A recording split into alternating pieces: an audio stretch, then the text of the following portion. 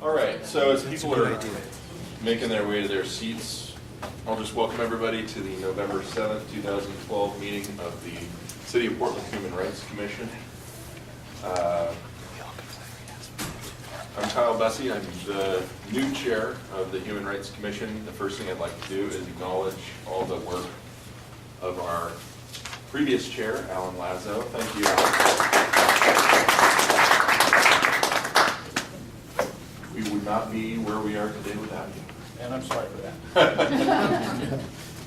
that. So first thing I want to do is just have everybody go around the room and introduce yourselves, starting with Christine, please. I'm Christine Mantel, Commissioner. Kyle Bessie, Commissioner. I'm Stephen Manning, Commissioner. Donna Max, Commissioner. Abdul Majid, Commissioner. Amy Samar Prescott, Commissioner. Diallo Bennett, Commissioner. Alan Lazo, just a commissioner. Mayra Roland, Commissioner. Damon Isaiah Turner. And Mike, do you want to start for the... Mike Tabor, filming with Indie Media, and putting it on joanybuddy.com. Linda McKimbell, Observer. Kurt Bell, visitor. Dante James, the Director of the Office of Equity. And toward the back? Pat Walsh from Portland Police. And sir? Nicholas Johnson from the Portland Commission on Disability. All right, thank you all. Oh, and Livon, would you introduce yourself? Levon Easter, Portland Commission on Disability. All right, thanks everybody for being here. First thing we're going to do is look at the agenda and minutes that are at the end of the table here. If you can get one, go ahead and grab one. And everybody wants to just first look through the minutes from last month's October 3rd meeting and let me know if there are any substantive changes, not spelling type changes, but substantive changes that need to be made before we vote. Also, by the way, I and Robert's Rules of Order are not necessarily friendly, so I welcome any corrections for the next year. I thought you were going to say we'll move into the full consensus process starting today. If I knew what that meant, then I would do that too, probably. I'm ready to approve the minutes. No, I don't. I'm not present. I'm either not a commissioner or I'm not absent either, so. Maybe I'm not a But we commissioner. move when we second and then we make amendments. Okay. A second. Any other items on the agenda? Okay, so let's stick with the minutes first, then we'll do the agenda.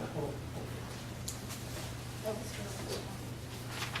All right, so Commissioner, I'm sure that's just my words. so we need to add,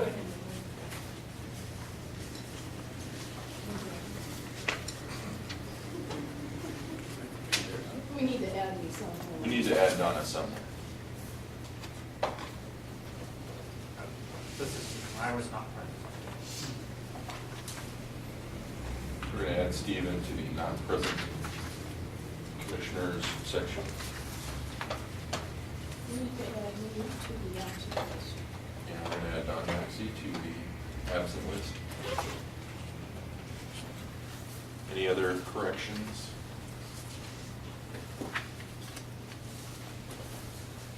Anybody move to, We've already, was it moved, was it? the end of motion. Okay. All right. Any further discussion? Okay, all in favor of accepting the October 3rd meeting minutes as amended, say aye in a show of hands. Aye. Aye. Any opposed? Any abstentions? Okay, meeting minutes are accepted. Agenda items. One correction that we need to make is that the first 10 minutes of the CPRC update on DOJ process, we're going to invite the director of the OEHR, Dante James, to give us some of his thoughts.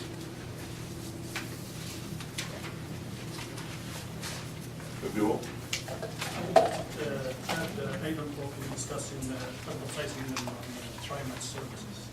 Okay. Maybe we could talk about that in the communication marketing committee. No? It's not a topic of communication, Yeah. it's a topic of human Right. issues. Oh, it's not us advertising. Oh, no. Oh. It's an issue. Oh, okay. Current advertisement. Oh, okay. Okay. Can I make a request to advance the CPRC update earlier in the discussion? Well, I suppose we could do that because we need Emily to be here for. It doesn't have to be, but Does anybody have any opposition to advancing the CPRC update? the only reason it was there, I think, was the timing around when Emily Covelli could be here. Right, but As long as you keep that. right. So why don't we do that? But when, as long as at 5:45, we're able to move into the CPRC update with David and Emma, so that we're able to respect her schedule. So we'll move CPRC update on DOJ process up to. Yeah, and you might have to break. We might have to break for public comment too, then, so we can keep that. And you don't have to, I was just, now that I'm looking at it, kind of, I think it would be a little bit awkward. Okay, let's not do it. So we're going to talk about the bus advertisement issue. I definitely won't use 20 minutes. You can Okay. split mine in half. Why don't we do it right before the Communication Marketing Committee work plan? Does that work for everybody? So like 4:40 to 4:50. You know, like, yeah, 4:40 to 4:50. Okay? We don't have to wait for them. We're not moving to the human rights board. Okay. Second. All in favor of approving the agenda as amended, aye, show of hands. Aye. All opposed? Abstentions? All right. Let's talk about Human Rights Award nominations, Alan. Good afternoon, everyone. Thank you, Kyle.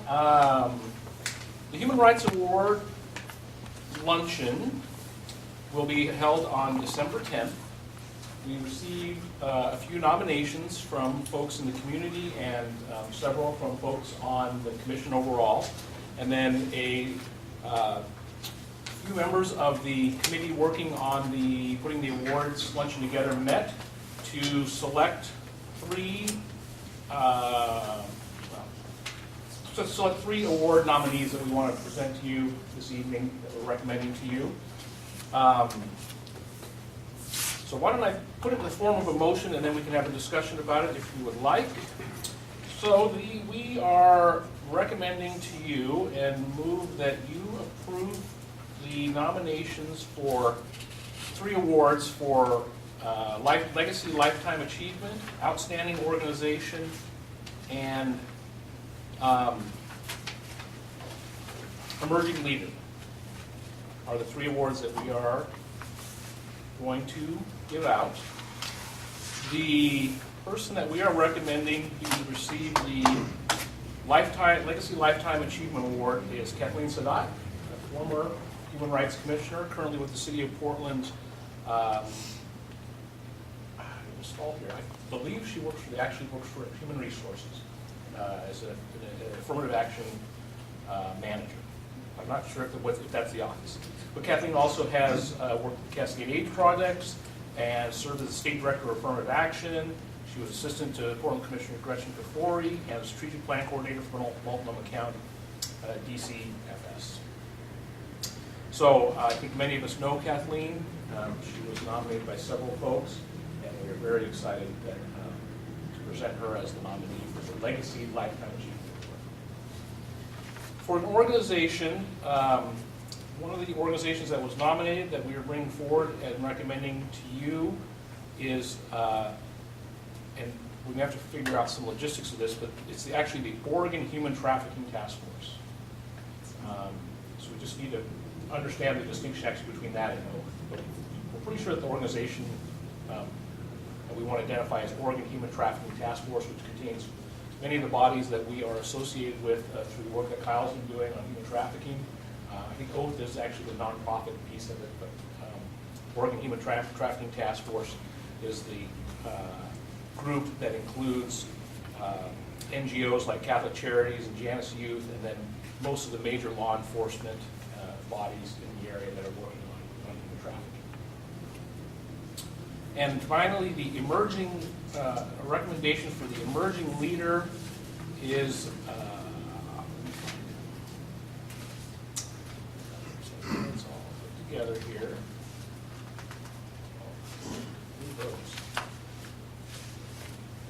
I'm not going on here. I know. Is okay.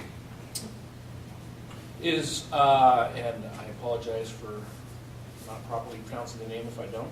Chabre Vickers, who is the Chabri Vickers, who is the Community Relations and Diversity Program Director for Big Brothers and Big Sisters of the Columbia Northwest. And the other thing that was attractive about the work that Chabri has done, she was involved with the 1145 movement, which was active in bringing forward a pastor-led initiative around response to the increase in youth violence that we've seen over the last several years, including work following deaths of Yashani Vaughn, Shiloh Hampton, Shalimar Edmonds, Maria Marin, and Julio Cesar Marquez. So all names that have tragically appeared in the news over the last couple of years. He's involved with that movement also. So those are the three recommendations to you for recipients of what we are going to call simply the Portland Human Rights Awards. Those three categories.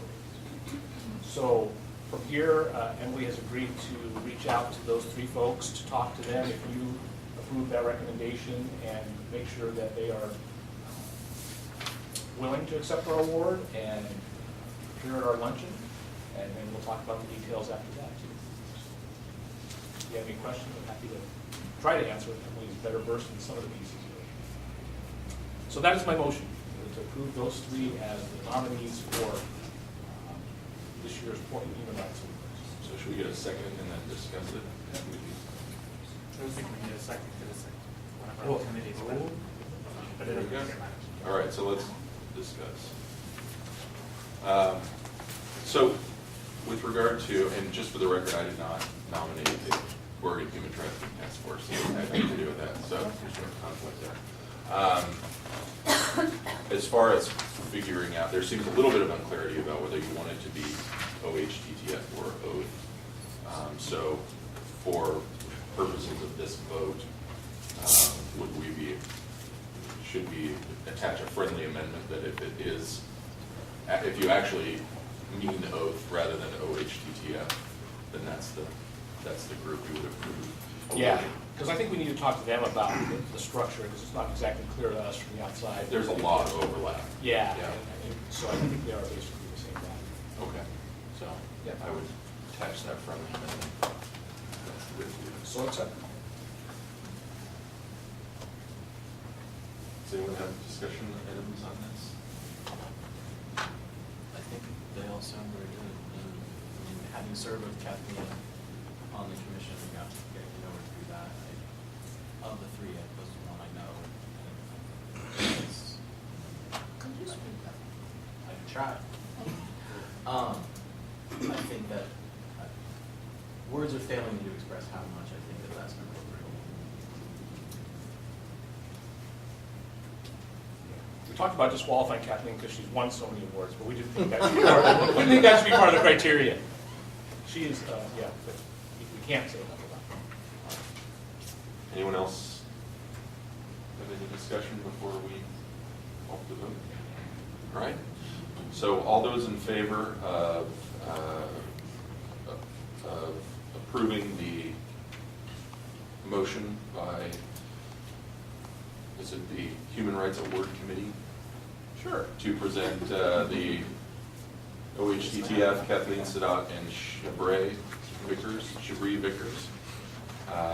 With the first Portland Human Rights Awards, say aye with a show of hands. Aye. All opposed? Any abstentions? And if we have a couple more minutes, I'll just give you other details. So we are getting ready to send out a save the date that we will ask everybody to please forward to your contacts.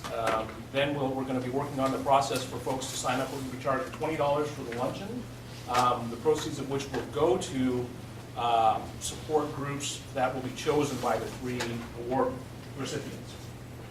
We'll be passing through those funds, as long as we can figure out the logistics of that through the city, then that's the intention to do that. The room apparently, I actually thought we were just hoping to have about 100 people there, but the room apparently holds about 100 people. So we are actually limited in the number of people that we can have at the event. So we'll want to make sure we publicize that, make sure people know that that's the case. That they can sign up and pay, hopefully online, and we'll get all that information out to folks here pretty quickly. So how much are we planning to give to each organization in person? It's going to depend on how many people come to the event, because we actually are not paying for that space or the food. Oh, right. Yeah, so hopefully a significant amount of money can go pass through to help some of the organizations that these folks support. So if we have 100 people who come, that's $2,000. Yeah. So, Yeah. So it'd be about 700, a little bit less than 700 each. Yeah. Yep. And then. And do we have a speaker for that? That's where we Correct. normally. Yes. So that event. So the other thing about December 10th is it is International Human Rights Day. So we will also be celebrating International Human Rights Day at this event. It's at lunchtime. It's 11:45, and so we will be inviting a speaker to speak. And Emily is trying to confirm somebody now. I won't spoil the surprise. It's not legal. Well, Kyle's going to be. You're fired. All right, thank you. All right. Okay, we have a public sign-up sheet that I think went around. Let me grab it. Thank you very much. I don't know if anybody signed up on this because they wanted to speak or just because they saw that there was a sign-in sheet. So I'll just go ahead and read down the list, and if anybody who did sign up would like to speak, this is our time for public comment. We would just ask that you come up and you grab a seat right here, and we usually accept public comment for about 3 minutes, and it's customary that we would just accept public comment and won't respond to it here, but we'll take note of your comments and hope to follow up with you. So, Ms. Bell, are you interested? I'm here as an observer. Okay. Thank you. And Mr. Bell? Just me too, just observing, thank you. And Levon?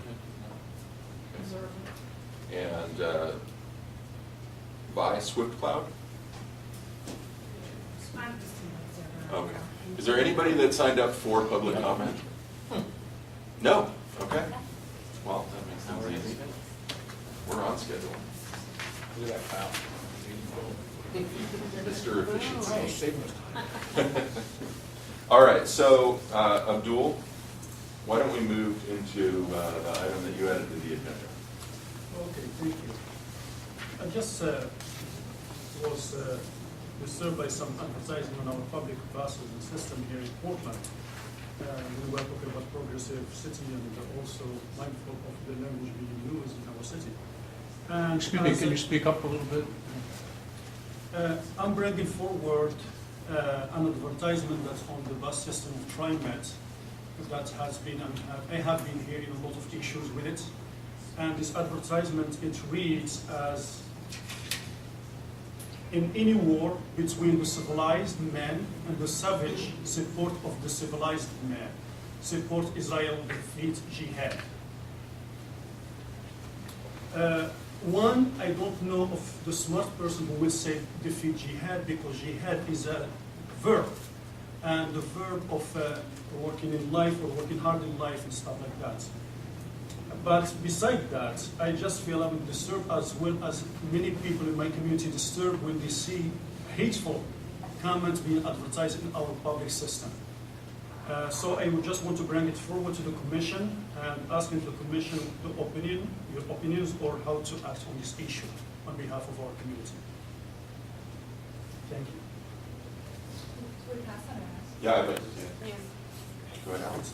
I heard about this issue, Abdul, when it's been, there was actually some press about it that came out before the ads actually appeared on the buses. My understanding from the press coverage of it is that TriMet is required to accept those ads because they are, we'll need lawyers on this. Yes, because it's a public transportation system, they are required to accept as part of free speech all advertising. So I think we have two potentially different paths. One is to make a statement that about the language itself, like you're saying, and how harmful it is. And Emily's group actually put one out that is very good not too long ago. So we could ask her if we could use that. But also we might weigh in on that. I don't think there's anything we can do legally, but at least offer an opinion that it is harmful for TriMet to be required. And I think there are some legal machinations around what's going on with that. So obviously there's a free speech issue that's difficult to weigh, but you know, when, as we know, some free speech can be harmful. We don't want to limit it, but we should point out that words can hurt. So that's what I know about. The top image, is that something else, or is that part of the same? No, there is two comments have been put lately that creating this controversy. There is one put by one group that talks about the map of Palestine and being how it was like 48 and now, and doesn't mention any comment or words of hate. Then this group came after it and put on that comment of hate. And the second one is in response to the first. to be honest with you, I don't know if it's a response or, but just like Anna was talking about is, I'm afraid of today is that and tomorrow is it KKK putting something else? I think we need to respond to this in some way. I mean, I find, what I found offensive, and I'm not clear what it says, but I found offensive the words civilized man and then savage and then jihad, all kind of put in there together. So if not directly stating, it's an implication. And I think if it was a racial epithet, we would say this is not appropriate and this has to be removed. So while jihad, the word jihad is not a racial epithet, it is kind of used that way in our culture. And I think we need to protest that and say this is not okay. And that if people want to, I mean, if they wanted to buy a billboard, that would be one thing. People have a choice to ride by and look at it or not. But on a public conveyance like TriMet, that's not okay. I mean, you're forcing, people are a forced audience in there, and they don't have a choice about that.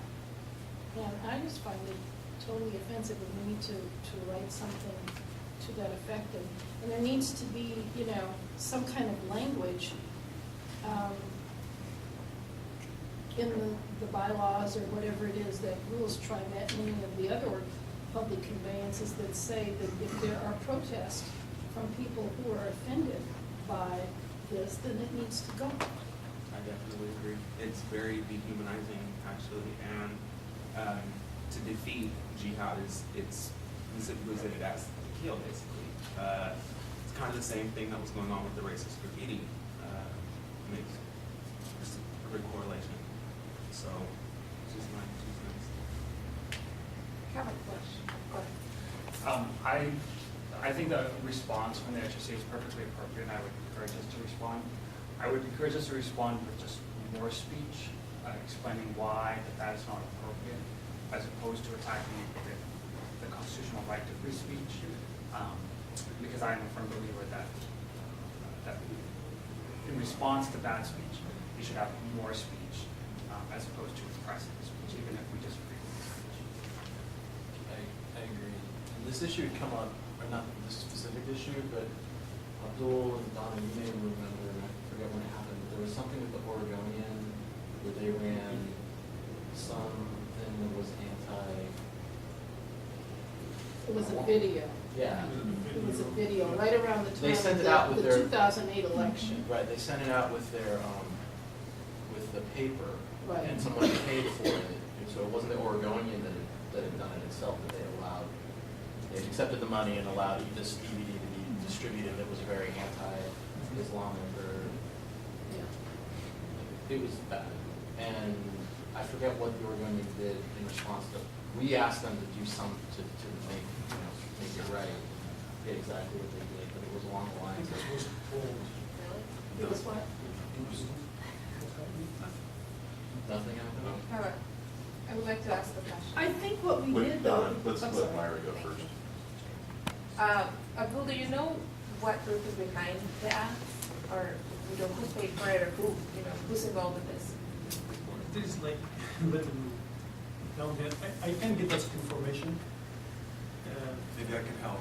One is a pro-Israeli group, and the other one was a pro-Palestinian group.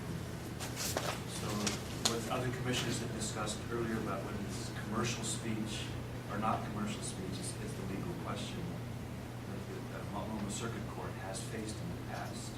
And this is ruled commercial speech, not political speech. So TriMet was ordered to carry both the pro-Palestinian ad that you saw and now the anti-Palestinian ad that you're looking at the bottom end. Yeah, I think what Stevens, go ahead, sorry. Polo, do you know for a fact that both groups fall into those camps? Meaning, when I read the latter one, it was American Freedom Defense Committee. Do you know for a fact that that is considers itself a pro-Israeli group, or is it some sort of a firm organization? Sometimes there are people that fund these, and it might not necessarily be on behalf of the cause or issue that the public is led to believe it is. So I'm wondering if you know that for a fact that's a pro-Israeli group.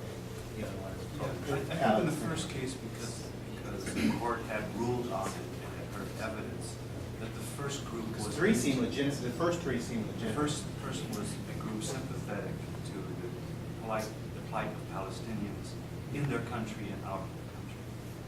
The second one is a news story has been repeated several times by credible sources, like the Oregon, and they have said this is an American-based Zionist organization that is trying to counter the impression left with the earlier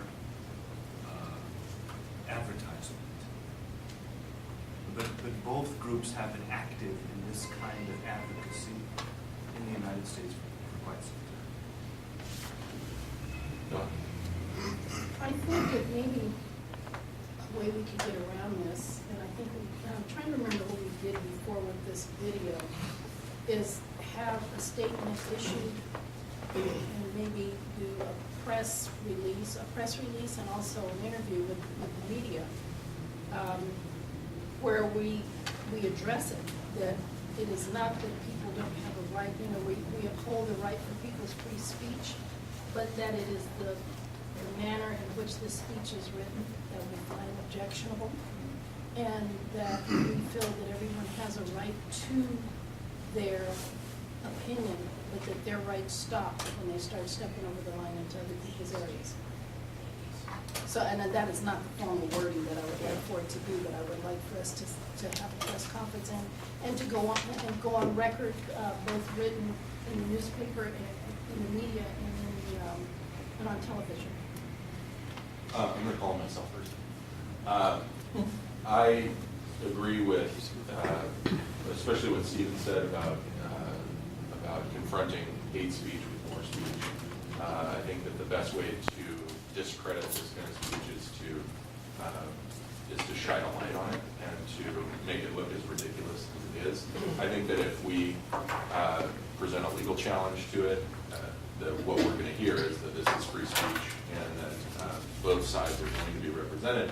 But it's certainly, if it's something that that the commission feels strongly about from a legal perspective, it's certainly something that we can look at and ask either the city attorney or well, I guess it would probably be the city attorney or the attorney's court, or I guess our city attorney, who's our representative, to look into that issue or just give us an opinion about that issue. But in any case, I think it would be appropriate to make a statement about the Human Rights Commission's disapproval of that kind of speech. So, Amy, and then we're going to go to Abdul, and I think you were the last one, and then Diallo, and then we're going to move on to the next topic. Amy? I agree with everything that is said here. I just want to add a suggestion, and that's as we communicate, be it written or in person, that we include the legal logistics of really what's going on so that we can educate and inform citizens, because I think that giving everyone the respect that and the notion that if there's anything they want to contest or dispute, these are the parameters. And then also any other action opportunities that citizens can have, we could point them to organizations that are supporting understanding that we are in touch with them, would be helpful. Okay, yeah. So just like there's the speech law, there's also the obscenity law, right? And does this fall under, I'm just wondering how kind of those work together, and does this fall under, like, does this violate the obscenity law or any other laws that are around the free speech law? And then there's a second part to it. How much can we as a body oppose war or promote peace in general? Because this is also a form of like promoting it in the war system. Human Rights Commission, or Yes. more broadly? We as a human rights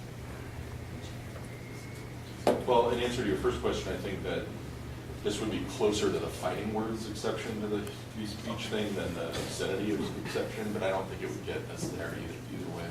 But, and then as far as opposing war, I don't know, I think that's probably Cool. Yeah, just what I appreciate for discussing this, and I agree with you, Ken, Stephen, everyone around the table. For me, is the wise thing to do is not probably to go and try to go to legalities to fight it or to remove it, because probably frameworks already checked on that. What we're looking at is we stand strong against behaviors like this in our community. And this is our letter, our voice, and we don't tolerate this. My fear is in many communities, either here or overseas, this is how it starts. Then ends not only here, some places where we don't want it to be.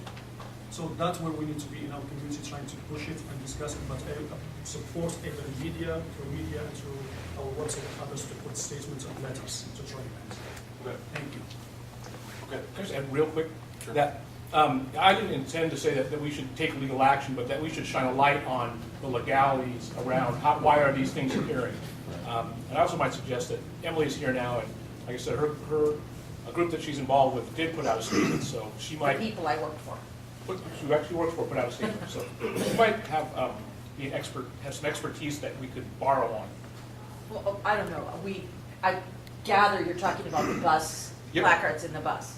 And my organization did write a letter to the editor based on what we understood about the placards, and we didn't think they were helpful to anybody, and that dialogue was better. That's kind of the way my organization goes, less about the yelling at people and more about trying to bring people together. I'm sorry, Abdul, I don't know what you had suggested PHRC do, whether it was to write a similar kind of letter. I mean, we wrote our letter to the Oregonian. It was in the Oregonian, and then some other people I know followed with other kinds of letters. And I haven't followed the comments in the Oregonian. Anyway. When was yours published? oh, it was a while ago. Maybe, it was right when the ads came out. Maybe 2-3 weeks ago. It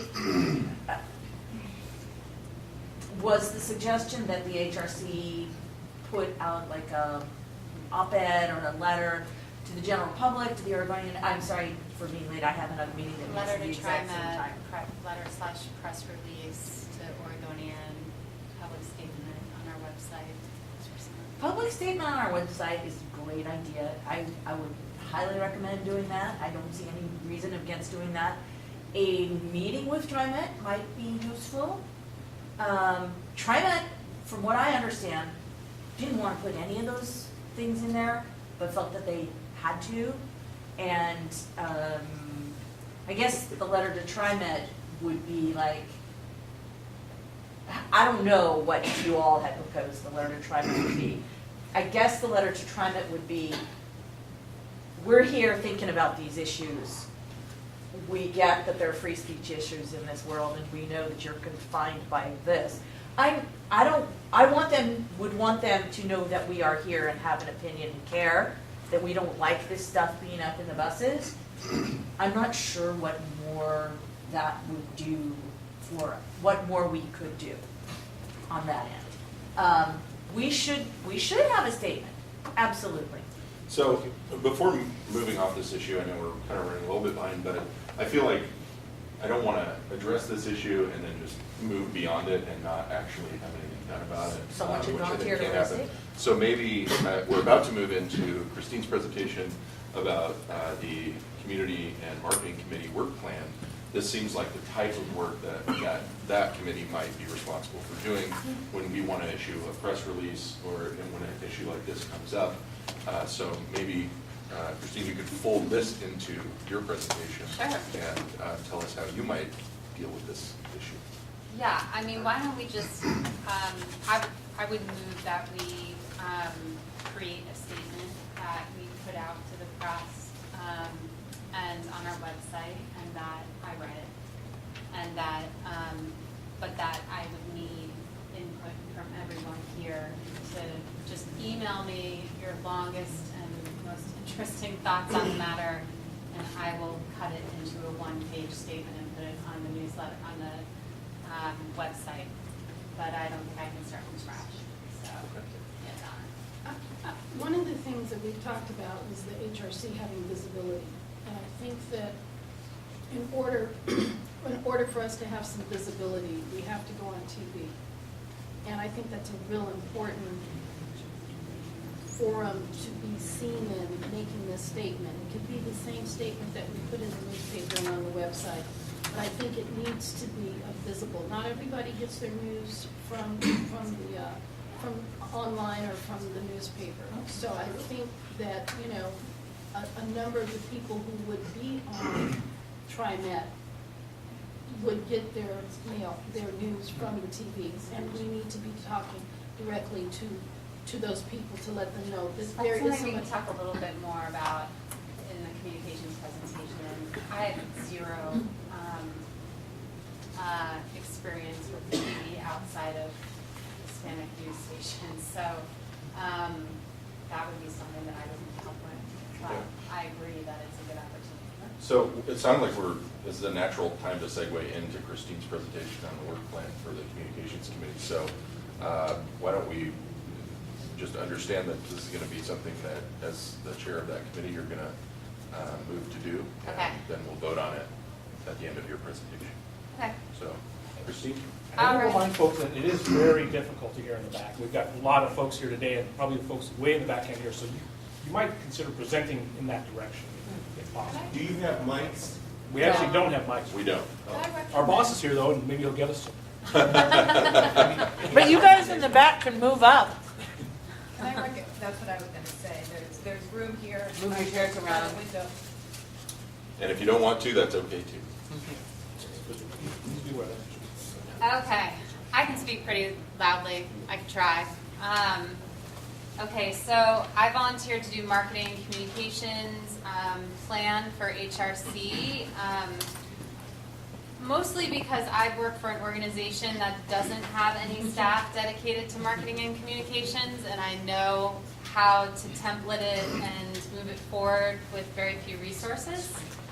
So I thought I would take the design that we use at Virginia Garcia and apply it to Human Rights Commission and see how it meshed. This is not the process. I didn't do any processes because I wanted to get people's input on things that might be missing or anything like that before I actually put the suggestions of ways that we can market and communicate into process. So if you could just take a minute to read it over, the way that we do it at Virginia Garcia, and we've been pretty successful at it. We have several million media impressions per year on Virginia Garcia. By media impressions, I mean number of readers that are exposed to, say we have an article in the Portland Business Journal and their circulation is 55,000 people per week. That would be 55,000 media impressions right there. The reason why we count media impressions over individuals exposed is because we have no idea, let's say that same article runs in the Oregonian, who reads the Oregonian, but who also reads the Portland Business Journal. So in order to be clear about whether we're duplicating numbers or not, we measure media impressions and not individuals exposed. Does that make sense? We do it through several ways. We do public relations events, in-person marketing, and sponsorships. So the public relations events, I thought largely would probably be around the Discovery Committee and the forums that they were talking about holding. It's been a couple months since we talked about what your ideas are around that, but when I wrote this in October, and it was, early October, it was, I guess it must have been right after our September meeting when I knew that I thought I was going to present in October. So anyway, it's been a couple months, but public relations events are one way. In-person marketing is tabling at events or going to events, buying a table at event. We talked about that a little bit. And just being there and representing the HRC and talking about the HRC's work in person with other people one-on-one, or presenting at a local organization, anything you do in person.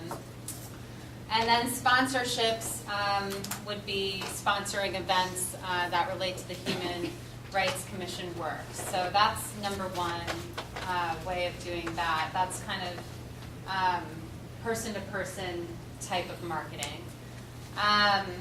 Then there's print-based marketing and public relations materials. So that is comprised of things like a brochure or business cards or an annual report, or Myra approached me about, maybe we could have like a PowerPoint presentation on the HRC, something like that. Press releases, editorial articles, things like that.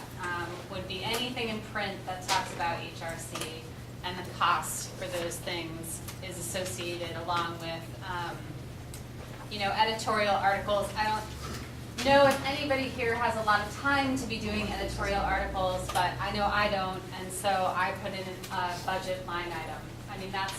We contract out writers at Virginia Garcia, and we have a pretty minimal marketing budget that we're able to work with, and we're still able to do it without too much pressure on the team. Also using things like flash news and stuff like that to get things out. What is flash news? Flash news is, I guess it's an online service that you can use to put out press releases, and it sends your press release out to all the major news outlets in the greater Portland metro area. So a lot of school districts use it. It's like $30 a month or something like that. What did I say here? So $240 per year.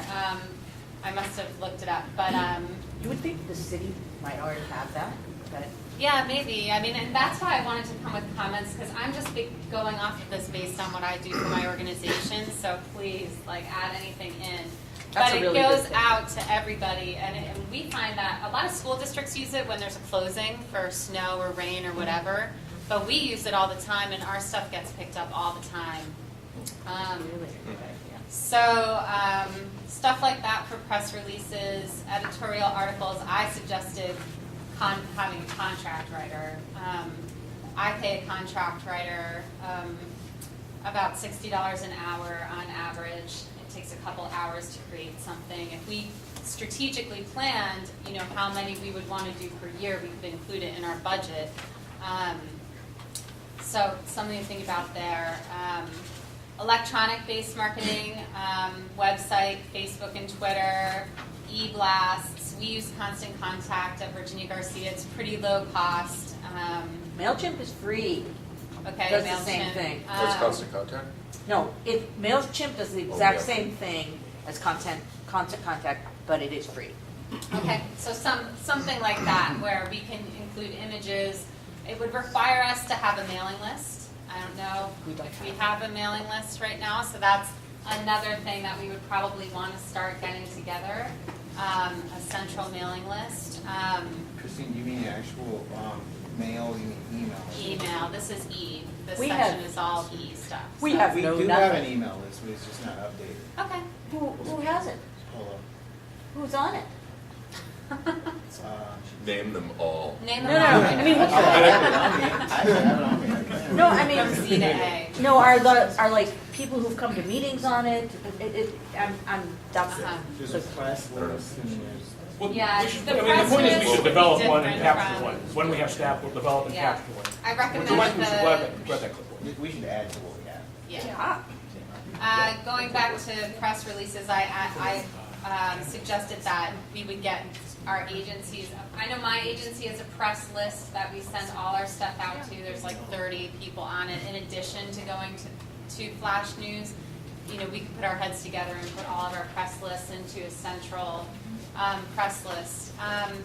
So the way that I do all of this without any staff to do it is I'm very template driven, which some people might like and some people might not, but and I'm very strategy driven. So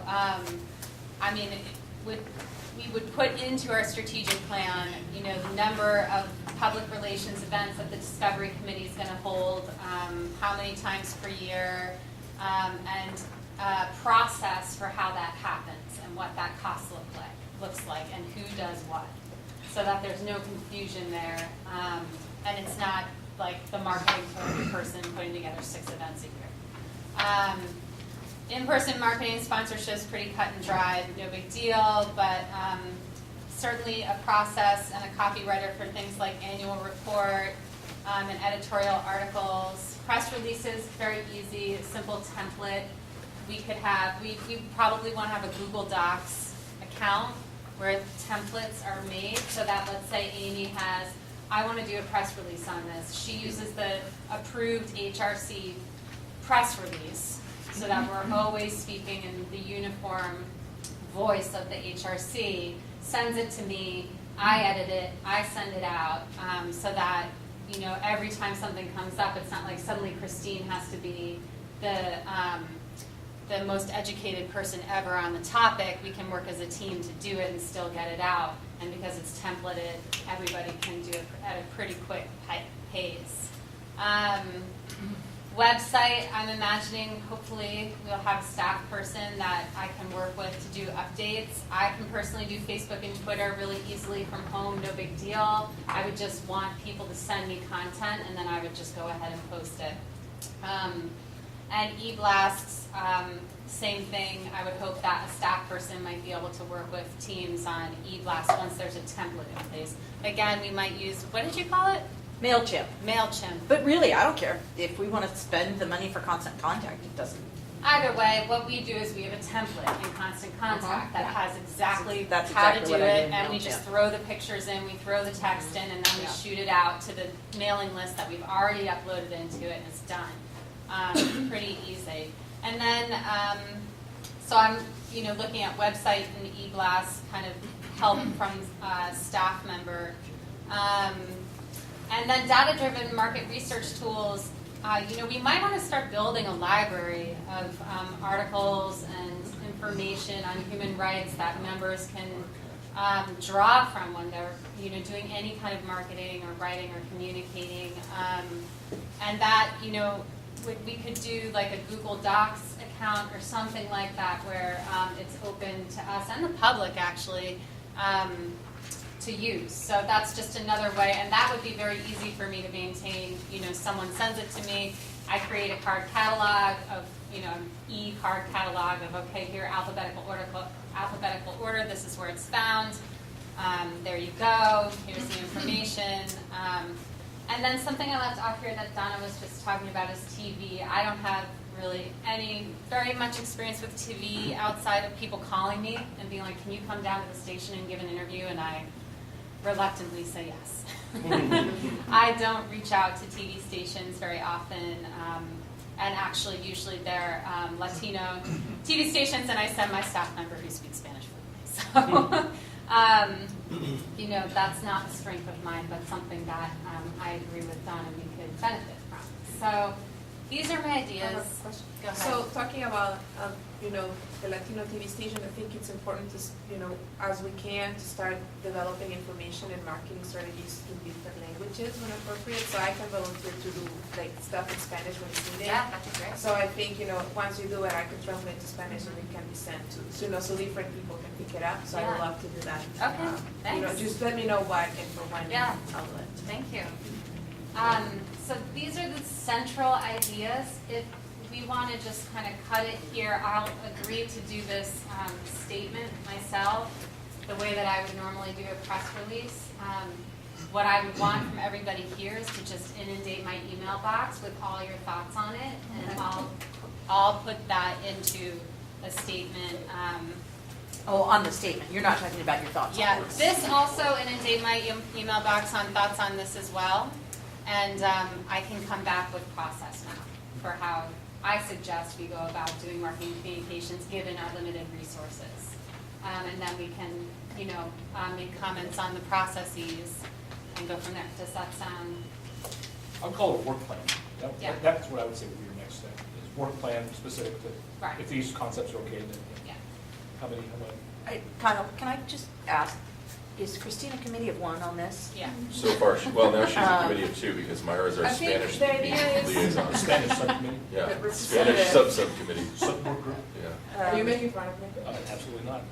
Well, what, So, no, oh, sorry. what I want to say is that, although Christine is leading and, being the committee itself, because of, the yellow, Amy's and our approach, the expectation is to work Right. together, yet she's the one leading it and we're the one. I think that you can kind of, it's almost not like I'm a committee, it's kind of like I'm a structure supervisor, and I make sure, I'll put together a structure and process for how things should flow that makes it easy for all the committees to use, and I'll make sure that we're talking in one voice and that we have the resources to do things, but it's kind of like, it's up to everybody and their passions to use the process that I put into place once it's there. So, can I follow up on that question? A staff person should do a lot of these things and you and maybe somebody else from the commission should work with the staff person to get all of those templates that you're suggesting into place. Yeah. And many of these things could and should be handled by our staff person. Right. It would be great. I mean, that would be a perfect situation. I don't see that happening for a while. It seems like there's a lot of stuff going on that needs immediate action, and I can very easily put the process into place and, and I'm not saying you shouldn't. Yeah. You should put the process into place for what we need right now, but Right. I don't want us to read this and think, oh, we have to implement all of this ourselves. Right. Because we don't. And, Right. well, we shouldn't have to. I'll volunteer to help with that connection when the time comes. Okay. Because I also have, I sent you Thanks. template for the press release, so I'm holding some things. Oh, you did? I That didn't we're think of gonna- Okay. That we're going to, maybe it wasn't you. You may have. I get a lot of emails. That I'm holding to pass on to the staff person when they're here. Uh-huh. So Yeah. I will help. Okay, yeah, so again, I'm really advocating for me being a structure person and the team using the structure and the staff person supporting the work of the team, so. So the one thing, following up on what Myra was volunteering to do with Spanish translation is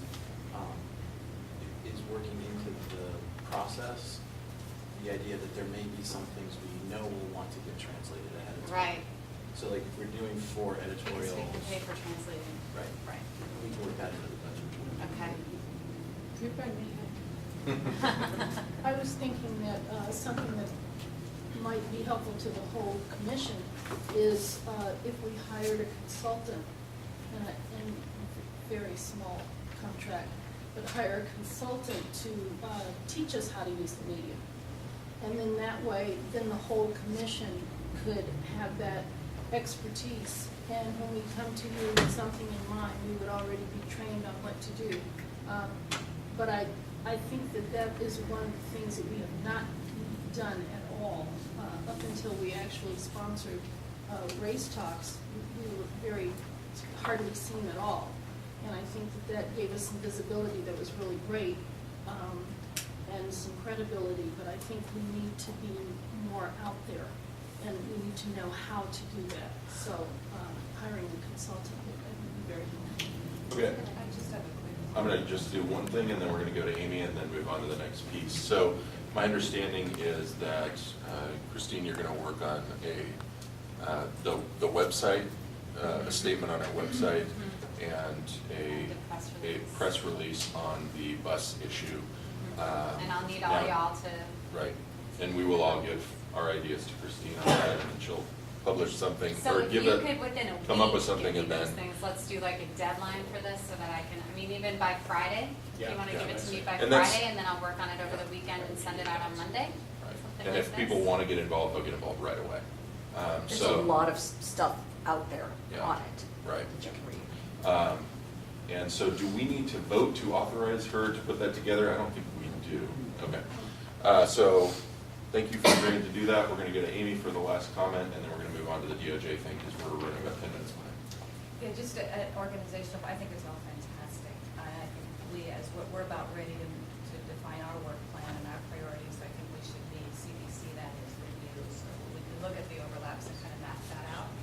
And as we're prioritizing, I would want to encourage that we design kind of a purpose statement. We're talking about marketing, and in one sense, if we want to communicate human rights issues and our stance on that, that's very clear. But I want to also answer, why do we want to be seen? You know, why are we promoting the Human Rights Commission as we exist? What's our end goal in terms of purpose for that? We don't have to do that now, but I think that'll help us prioritize. We're not just selling something, we have a purpose for getting our word out. Yeah, I didn't think there was any confusion around that, but we can talk about that more. I mean, my perspective is we want to be visible so people can come to the meetings and participate. And when issues like this arise, they have some place that they can go to that they feel is an advocate and can be a voice for their concern. Exactly, I just want that to be explicit as we move forward. Yeah. Okay. Yeah. Kyle, just a little point. Oh, sorry, I thought this was done. Go ahead. Oh, well, I just wanted to say again, I'll create a work plan for our next meeting if I can get on the agenda. So if people could send me any comments on this within a week, then I can get going on that. All right. I just want to know Oh, if sorry. the Human Rights Award nomination was covered. Yes, it was. And Oh, we were crap. all- I printed up a whole thing for you guys. I'll pass it up. Told you. I told you I was going to do that. That's why you stay on the agenda, sorry. I was going to try to All wait for you. right, so the next thing we're going to do is move to the CPRC update on the DOJ process. The chair of the CPRC just texted me and said that she is not going to be able to make it. So Alan and, well, anybody else who is participating in the CPRC probably speak to that. But the first person that we are going to invite up is Mr. James. Come on up. Thanks, I'll sit up here so I can have my back to the camera. I'll be brief. I just really wanted to let know you're going to have continuing conversation about the report and CPRC and where it falls in, the settlement agreement, et cetera. Have all the commissioners read the settlement agreement? Okay. So I guess I'm here to give a mea culpa, and tell you that I don't know whether the HRC individually or collectively was as distressed as I was when I read the settlement agreement in terms of the agreement specifically reaching in and taking the CPRC and doing away with it. The CPRC is obviously doing excellent work. It's continuing to do excellent work. The training that it's going to be providing in conjunction with the command staff of the Police Bureau, I think, is an excellent example of that. My concern that I expressed to the mayor's staff and to the mayor is that if this is an independent commission, or ostensibly an independent commission, how do you reach in and tell it what it's going to do with its committee structure? And so, and what I said was I've spent 6 months of my initial tenure in trying to convince this HRC as a body that I will endeavor to remove it from the politics so it can do what it does without concern for politics. And you just screwed me. And I'm on camera, so I apologize. And so I just wanted to be very clear with the HRC that I was distressed by what I thought was a political maneuver in relation to how the CPRC was used in this settlement agreement.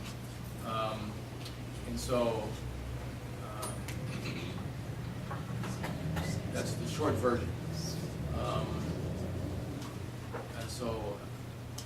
There'll be more conversation about this after I leave the table, I guess, and I'm certainly willing to answer questions.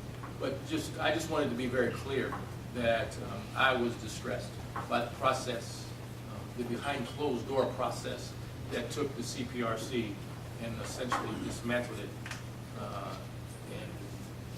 and its mission. And so. But you took care of that. No, it's not a problem, right?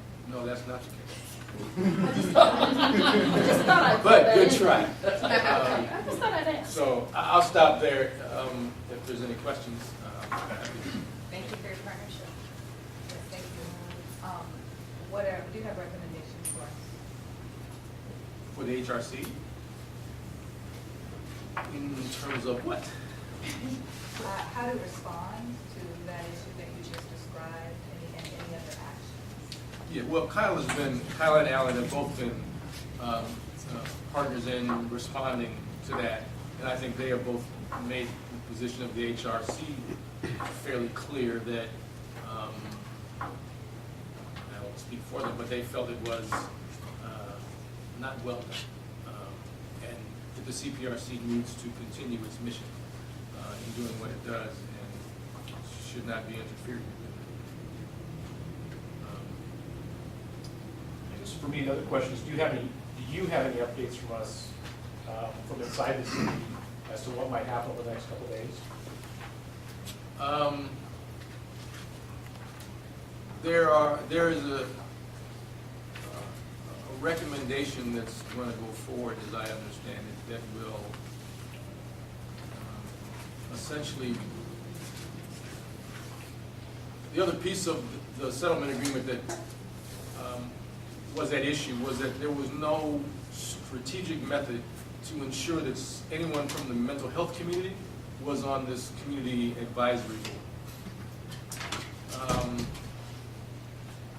And so the effort that we've put forth, because the mayor was very reticent to change the process of that board and its structure, is the possibility of including the Commission on Disability with the HRC to recommend who will be those 5 individuals, and the CPRC would be allowed to continue doing what it does.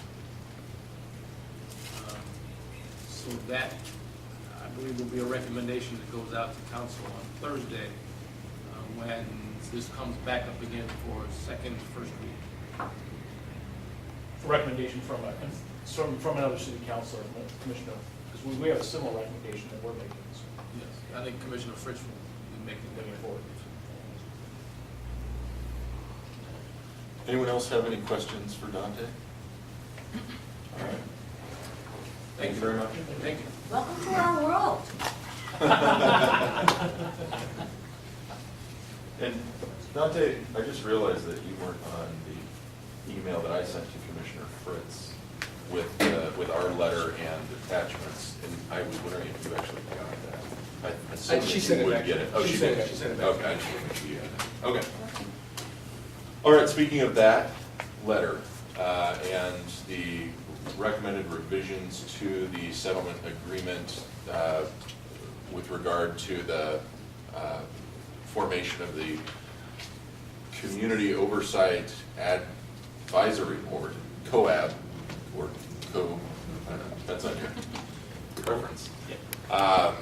As you all, I assume, got the letter that I wrote to Mayor Adams yesterday and the revised, or the recommended revisions that were put together by Alan after the CPRC work group got together and tried to come up with some recommended solution to the problem.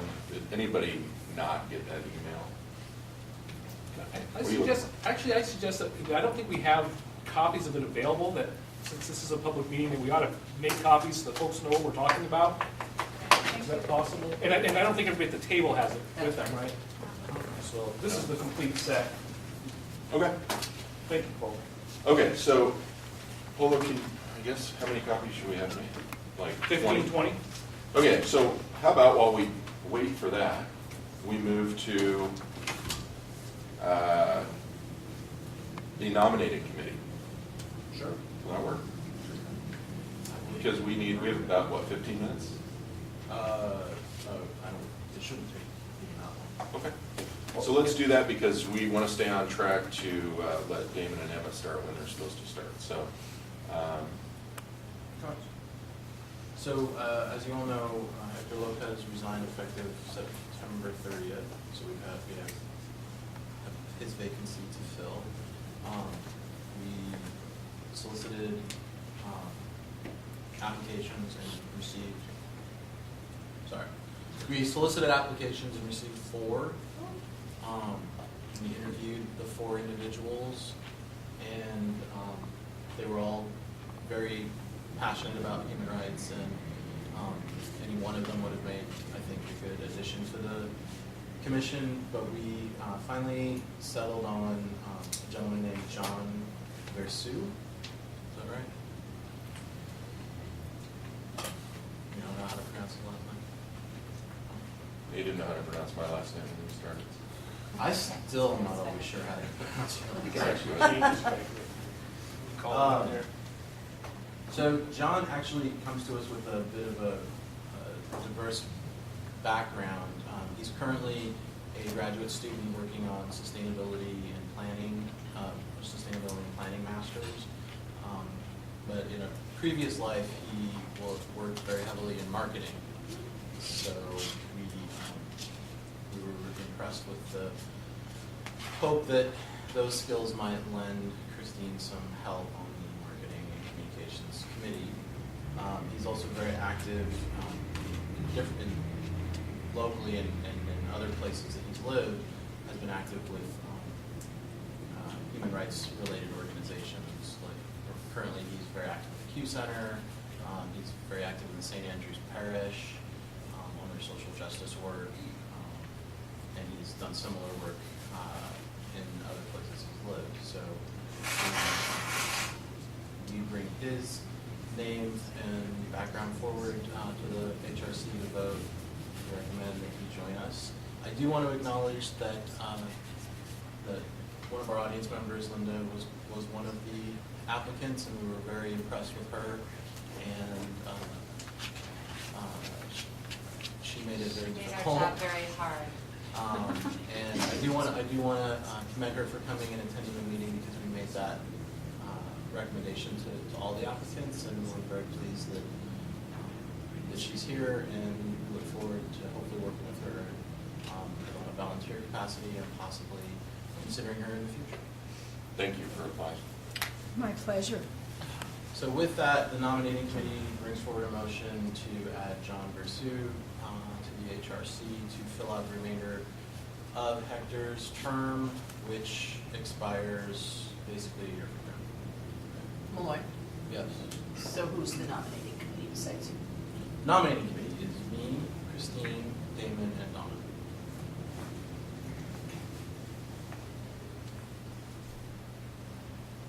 So we have a motion. So is that your motion? Yeah. So does that have to have a second? No. No. Is there any further discussion? Okay. All in favor of appointing John Versu to the City of Portland Human Rights Commission, say aye with a show of hands. Aye. All opposed? Any abstentions? Amy abstains. Okay, motion's passed. Do you have anything else The for the nominating committee? No. Not Okay. this time. Kind of And- cool that you got 4 good applicants. Yeah. That's really great. Can I just make a quick request as we do this in the future? I think it would be helpful for us to have, would it be possible to have resumes and any other information for us to review before we need to make that vote? Yeah, that is a possibility, okay. Okay. Now we're still waiting for Polo. I'm sorry, Malloy. Which- Has John been through the, or no, this precedes his meeting with the mayor and. Now we need to Yeah, figure now out. it needs to go Well, I forward. don't know if they're still doing it. I mean, basically the next step that needs to They are happen still doing is it.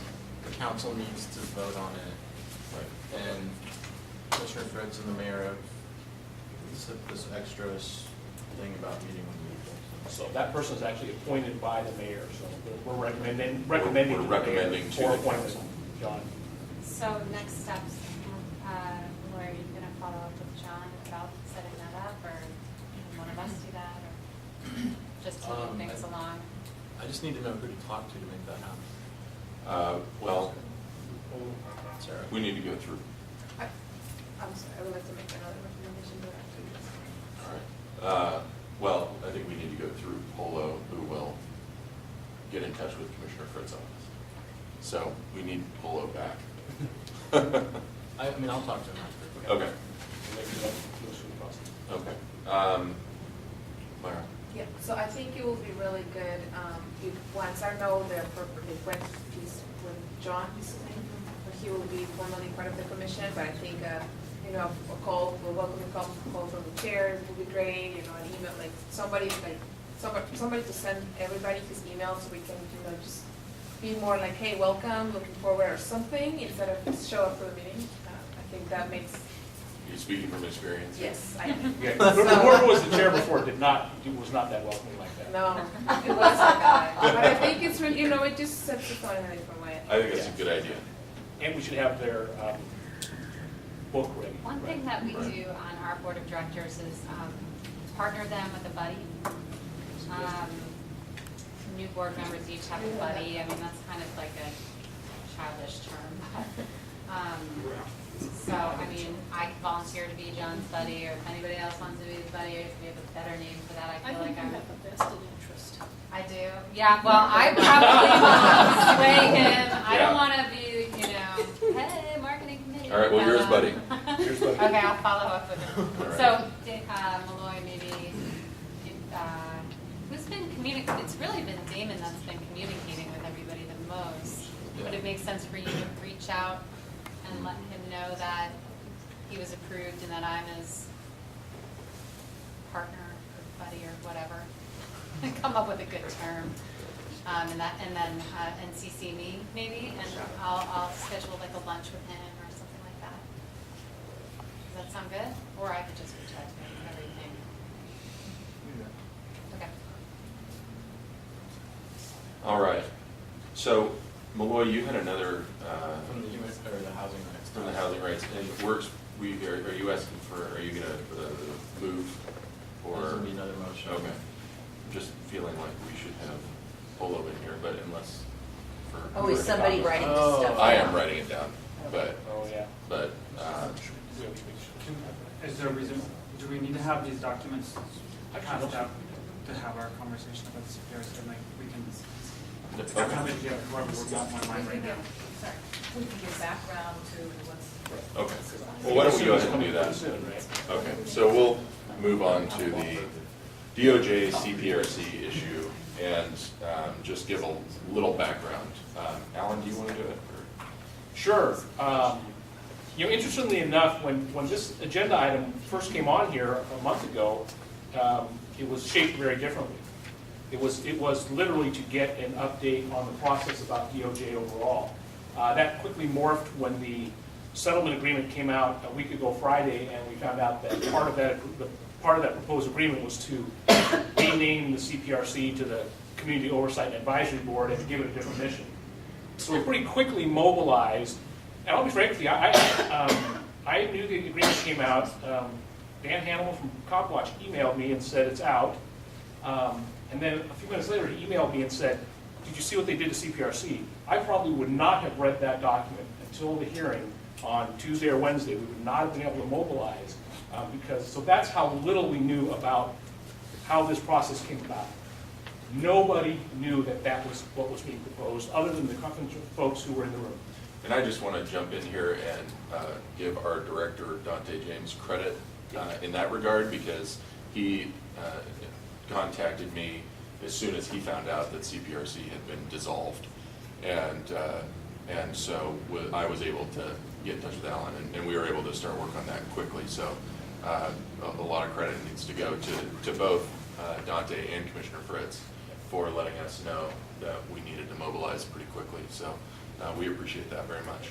And those parties were as surprised as everybody else. So we did mobilize pretty quickly, and again, really it was not so much around the settlement. It really then became not so much around the settlement agreement for DOJ, but really the future of CPRC, and really the future of the work of CPRC. The background of CPRC is that committee was actually the racial profiling committee that was formed in 2008, I believe, with a mission to address racial profiling. That committee then became the Community and Police Relations. That racial profiling committee was assigned to the Office of Human Relations, and then later became the Community and Police Relations Committee, whose charge has been to address the 2009 plan to address racial profiling. In addition, as you know, we'll hear about the plan, or the project around training around institutional racism in the Police Bureau. That's another big piece that it's taken up. So we were really the effort was around making sure that those efforts weren't lost to a board whose main mission was to oversee a 74-page legal agreement between the DOJ and the city. That's a far cry from the mission that had been assigned to CPRC, and that's what the proposal was, to rename it to that body and have it do that work. So that's what we jumped into action to say, that's not, I think, what our desire is to see happening here. And it was, for me, a very specific focus around making sure that we could continue to move that work forward that has been very, very important over the last 3 years. Was there a reason behind why it was recommended to kind of dissolve CPRC? Well, I think that there's a strong desire to have this community oversight board, which I think is very valuable, and I think part of it is, when I was thinking about it, I thought, I'm not sure if I'm honored or disrespected that CPRC wanted to be converted to this. I think part of it is that they recognize, the city and the Police Bureau and DOJ recognize the relationship that has been built at CPRC between the community, HRC, and the Police Bureau. And so they wanted to have a body like that participated in the oversight of the DOJ agreement and in community outreach and engagement. So that's where I think it came from. I just don't think it was well thought out around how much of an impact it would have on the mission of CPRC. So it could be that the intention was well Louder, intended. please. It could be that it was a well-intended gesture, but missed the mark. Could be. But we're not going to get. Don't know. We can only really Anybody, or- speculate. Yeah, we weren't in the room, and yeah. Alan, did you That- say that's- who was in the room? I don't know because I wasn't in the room, but our assumption is it was DOJ and the mayor and the city attorneys and possibly members of the Portland Police Bureau. DOJ meaning some people from DOJ. Right. I actually think that somebody from DC was here, like Thomas Perez. And that's one of the essential problems is this settlement agreement that talks about we need to have transparency, we need to have, the police need to be operating transparently, we need to have all these different rules so everyone can see, was created in this utter shroud of secrecy, hastily done, and really was just very poorly. There's numerous flaws. Even our attempts to fix some of these flaws still, just because of the time and the time pressures, are really not that. We still haven't done it. I was very concerned about this because it seems like business as usual. And I speak in metaphors, so I'll put it this way. That's kind of like, this felt like a committee of men making a decision about reproduction for women. And the question that I had was, where's the community in this?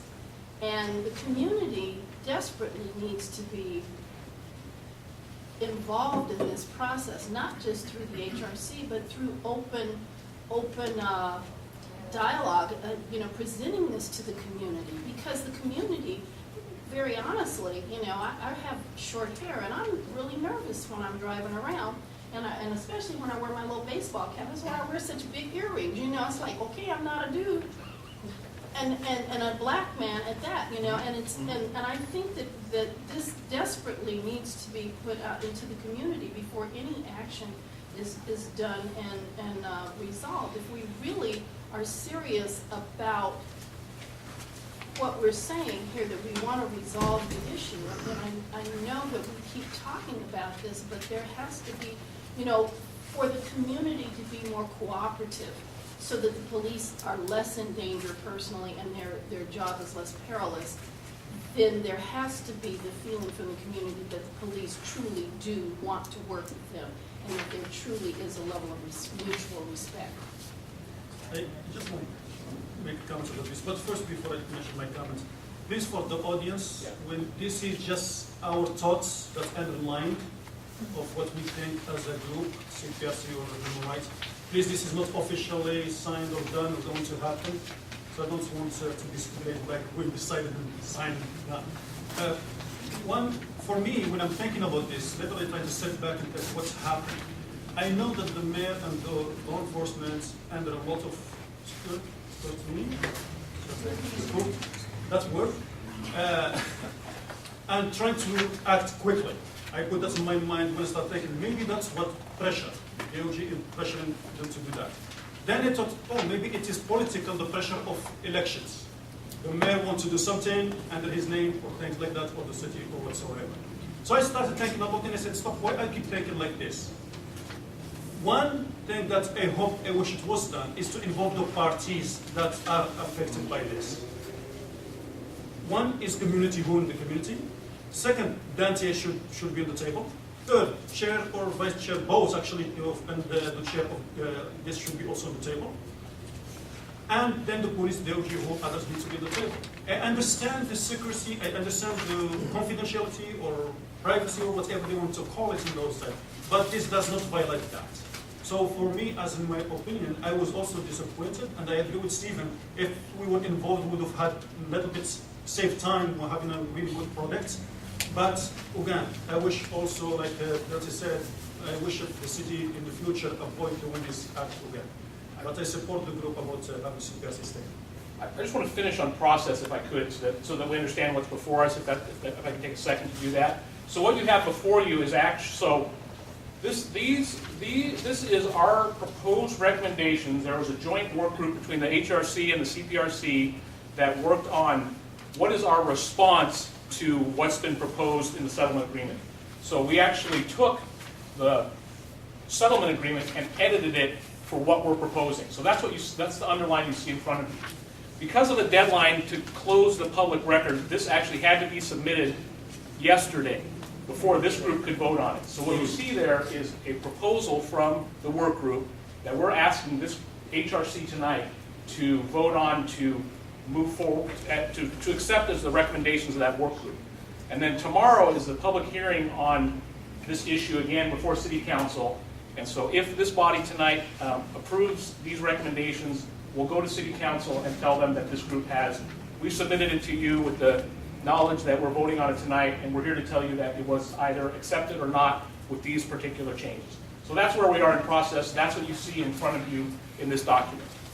And we encourage everyone here to come to City Hall tomorrow at 3:30. 3:30? Yes, no earlier than 3:30. If you're interested in this issue. So all of this has already been submitted, including the letter.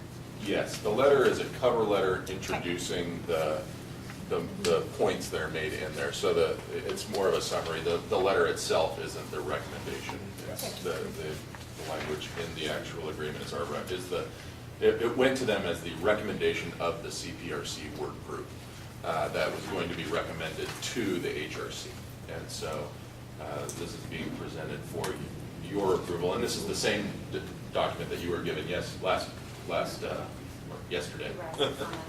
Right. Exactly, yeah. One. Two questions. One, what is COCL? Okay, the COCL is. Compliance officer and. Oh, sure. One suggestion, and that actually helped answer your question as well, is perhaps we could talk about what some of the central problems were with the original agreement and why we made these recommendations, and that would actually answer the question. What is the COCL and the various other acronyms that permeate this thing? Can we do that after we finish the process? We're done with the process. Well, my other question is, did somebody already mention, or do we know why it is that there's such a hurry to get this thing signed off? It's something that usually we heard from DOJ, it's something that usually takes other cities maybe 6 months. That doesn't answer your question, but. I don't think that's, well, that may be, I don't know that. I think it's But relevant. we can only speculate. We weren't at the table. The only people that were at the table were the DOJ, we believe the mayor, Chief Reese, and I think that's And a pretty, bunch of and the city attorneys. Nobody else. So we don't know exactly why this. But we're not aware of anything that says, like, if this isn't done by November 12th, then proof it's all. No, we are not, the court, as far as we know, has not imposed any sort of deadline. This is a classic settlement agreement between two parties that disagree. And so those two parties have come together to try to settle this issue. And so they're the ones, because the two parties are the DOJ and the city of Portland, they get to decide the timeline, just like any two parties to a lawsuit. And so it's gonna be on their timeline. And we, at the last Thursday's hearing, we asked for more time to be able to submit these comments, and they extended it a week. So this is why we had to rush through, meet on Sunday, and try to put something together. Oh, no, I understand that. I just wasn't sure if the city or the DOJ has said, look, this is the deadline, this is why. Well, they haven't said why. They've said this is the deadline. I have a question. Stephen, I think, is waiting, and then we'll go, I think we have to go down the line. No, I'll pass on my time. Amy, did you already? No, I didn't have my hand up, but I did want to add Oh, that. well, just then let's what- go, yes, we're sir. gonna go. Just to clarify that we're not going to, the city council's not going to vote tomorrow. Oh. So it's possible that there will be another extension. It is possible. Tomorrow is the first reading. They had potentially intended to vote this Thursday. So the intention was to have the first reading last Thursday and to vote this Thursday. We asked them not to do that. There just seems to be some type of fallacy or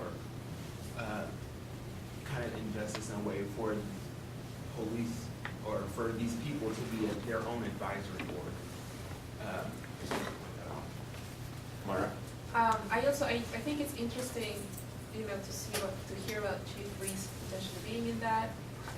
What about CPRC? Why, that to me seems like a contradiction in itself, and I think it's something that ideally somebody from CPRC will try to, talk to, chief or, gather some information, because it just seems like there's something more to this that is not said, and it might be that this is a battle that's been fought that is not going to be won.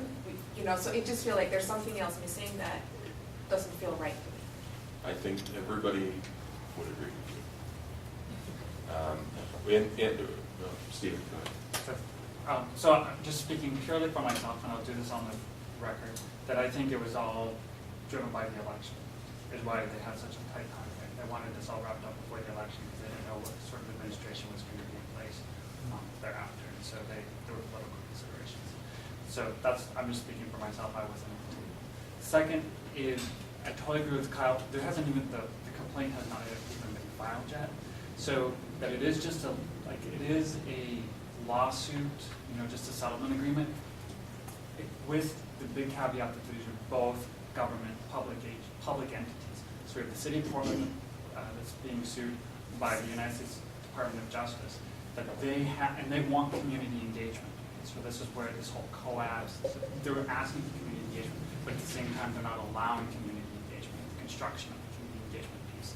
So I think I absolutely agree with Kyle in terms of that sort of macro analysis, but it's really offensive the way that this sort of secrecy just came in, and now it's being like, you've got to decide fast, quick, here you go. When Stephen said that, it made me think back to the whole Williams Avenue bike lane, that they had an advisory group that came up with 3 options. And when I went to the meeting and said, wait a minute, this isn't working. Well, we haven't made a decision. Yes, you have. You've given us some options. If you give us options, then that means you've made a decision. There are parameters around what we can talk about and what we can decide. If you are wanting our input, then it's open and free for everyone to bring in ideas that are available. And, I really want to go back to this community input, because I've really been driving this home since I've been on the commission. And I only have another year left, so we need to get our butts in gear and do that. And yes, I am on camera. So I think we really need to go to the communities that are troubled and take this document and let them know we are having a hearing. We want your input, and we want to hear from community leaders. We want to hear from community people, but we want to know what would work, because not everybody in the community approves of what is going on in terms of the violence in the city. But at the same time, everybody wants, if someone is dangerous to the community, then everybody is on board saying we want this person stopped. But when people are being harmed, and I understand that I can't even imagine what I would do if I were in the position of a policeman and I thought my life was in danger, But when you couple that with having the means to end someone's life, you've got to come up with some other answers other than these are the parameters and we're going to make a decision around.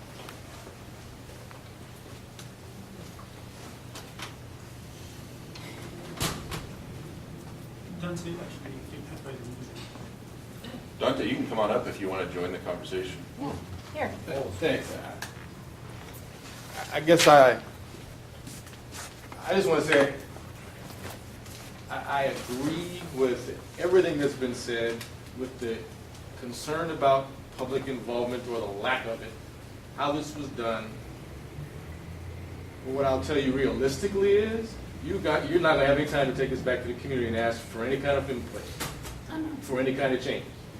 The mayor didn't expect to add another week. But because of the feedback he got last week, he realized he needed to add a week. The mayor blames DOJ for the timing of many of these things and the need to get this done, and why it had to be done this way, because the DOJ wanted the CPRC or the PHRC involved in this, et cetera, et cetera. So just in terms of being realistic about what your options are, I think the fact that he moved from it's the CPRC and only the CPRC to considering another option that includes the HRC was a win he didn't plan on giving.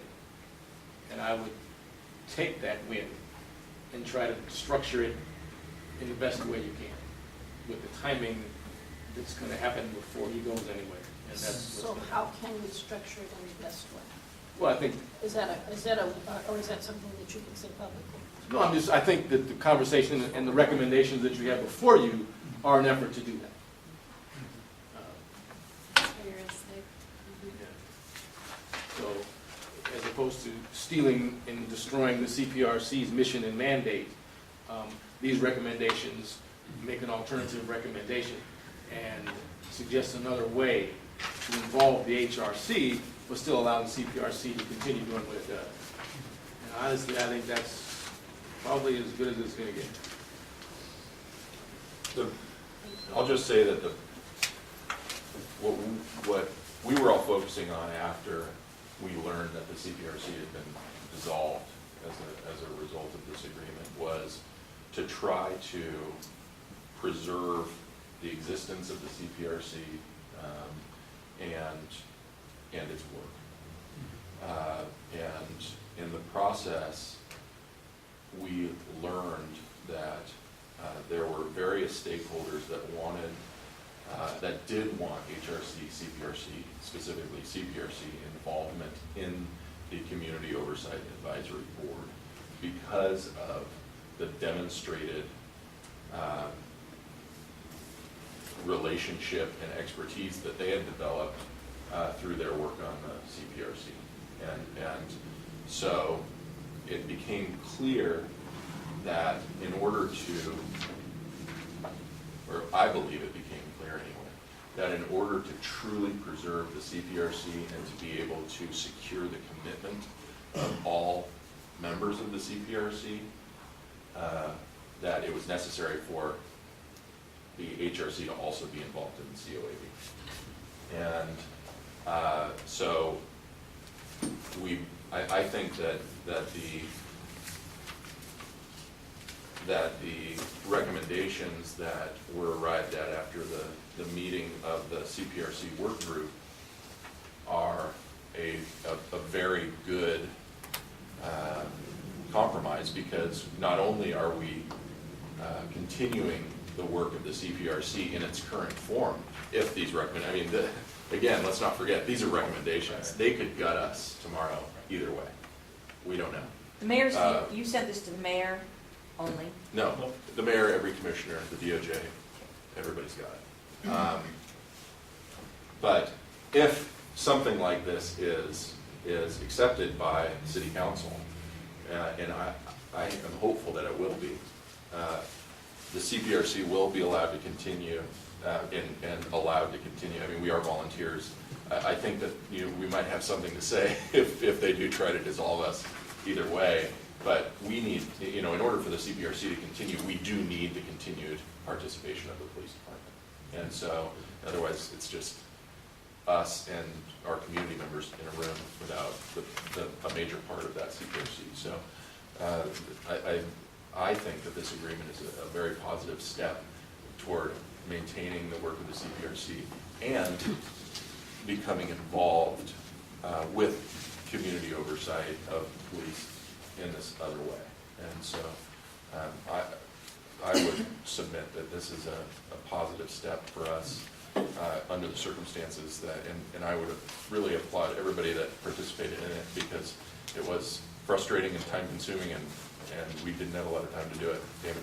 You might have mentioned this part when I was out, but the Community and Police Relations Committee work group also felt like the agreement was slighted the Disability Commission, and so that's part of the. Did you already mention that? Or? No, we didn't. That's okay. in the letter. But okay, yeah. But that's partly why, because initially the HRC was supposed to have 5 seats on this new board, and so that's partly why we thought Disability Commission should have or have some of our seats, our proposed seats. So that's in the agreement as well.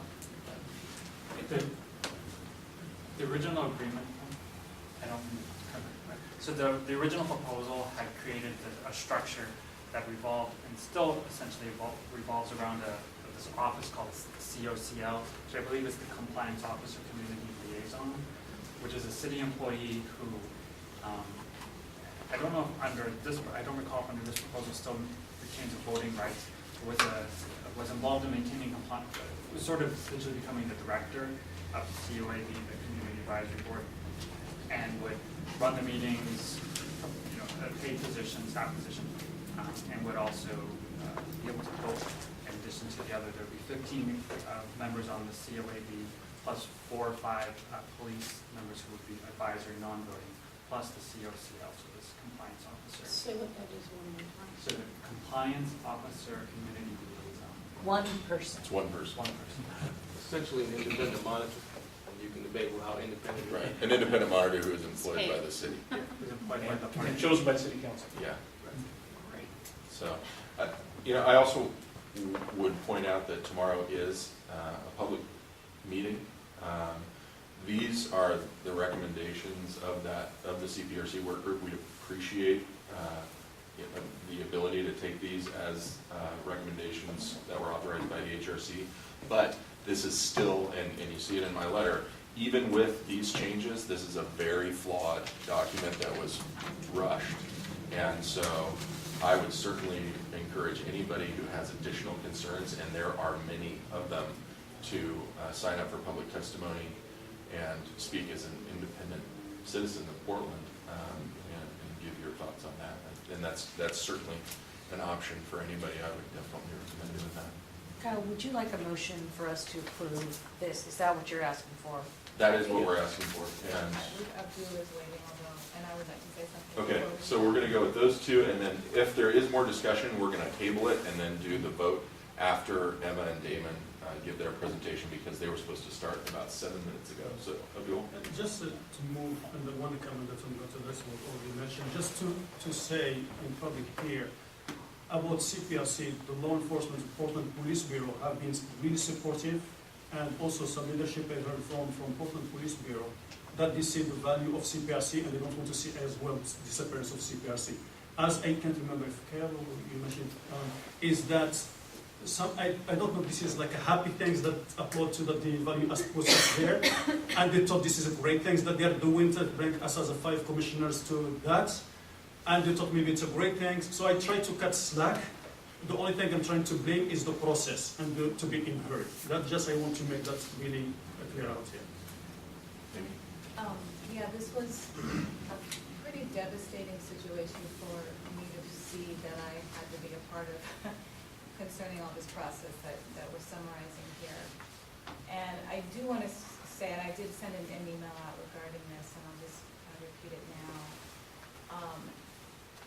Finding myself in a rock and a hard place between what you're expressing, our need, our recognizing the realities of if we don't make a statement that we'll get a real short end of the stick, and making amendment suggestions that we were forced into creating with this very unclean process. In the end, I decided to endorse that going to submittal. But I asked that we communicate very strongly, as strongly as we could, the concerns we had about the process. And particularly because this work group meeting, the emergency meeting we had on Sunday, as an example, was, I wish now, I think in hindsight, we had made that public. We weren't able to see, the things were moving so fast, but we would have been better off for that to be public in the end. Because we were in a very uncomfortable situation where we weren't just trying to cover CPRC. We also overlapped, in my opinion, to designing COAB. And because we had a Portland Police Bureau representative there, in order to help us with CPRC, it became, in my opinion, a real conflict of interest engaging that Portland Police Bureau representative in the process of designing their own oversight. So, in the end, like I said, I'm going to endorse this, but I hope we do everything we can to express that our dissatisfaction with the whole process and are being forced into being part of it. Particularly because I try to pay attention to what the community is telling us. And not all, but many are saying, we don't trust what's going on with CPRC. And these are the reasons we could trust better, but particularly we're having trouble trusting that CPRC members are not being manipulated. I'm not commenting on the veracity of that, but I think for us to respond to that is very important, particularly by saying we protest the way this went about. Technically, they can't force you to do a thing. You are all volunteers. You, as a CPRC committee and as an HRC entity, could say, we're not going to play. And you have to go find another way to figure this out. And there's nothing they can do. Yeah, so the question for me is, what are we endorsing that playground by bringing these amendments? And is that a better route to not be part of the playground and hope for the best and figure out we might have to redesign a whole lot of programming for CPRC in a different way if we are cut? It's a very hard call. Damon, and then we need to either decide if we're going to vote or if we need further discussion. Essentially, we have, Amy, decided, meaning CPRC to, I don't want to say not play, but our amendments are saying that we wanted to maintain this entity that it was, while also supporting COAB. But we needed institutional partners in order to do that within the Bureau. For if those institutional partners within the Bureau, starting from the top on down, to say, we support you in having both structures, and we will provide the manpower for both structures, meaning our resources there. Because if there was not that partnership there, we could be meeting all day, all we want. But if no law enforcement's going to be there, then it's not going to be effective in terms of community, law enforcement relationships. All right, I'm going to ask that we vote on this because Damon would like to, Damon and Emma need to go. We're 15 minutes behind. So, Call the question. I'm going to. Yeah, I was just going to say, what is the motion? So you didn't make a motion yet, right? No, So I would have, but go for it, Alan. I move that the Human Rights Commission accept these recommendations from the HRC, CPRC work group, and that we authorize a person who is available tomorrow at no earlier than 3:30 to testify to that effect before City Council. That HRC has accepted this as presented. I'll second Alan's motion. Okay. Kyle, you're not available, right? I'm not available tomorrow. But Emily is not. We don't know if they need it, so. So, I'm able, like 90% sure. so I think your motion is fine. We authorize our HRC representative to present these as the adopted recommendations of the Human Rights Commission with regard to this section of settlement agreement. So, did you second the motion? I did. Okay. When in Robert's Rules of Order do we make amendments to the motion? Yes. Now.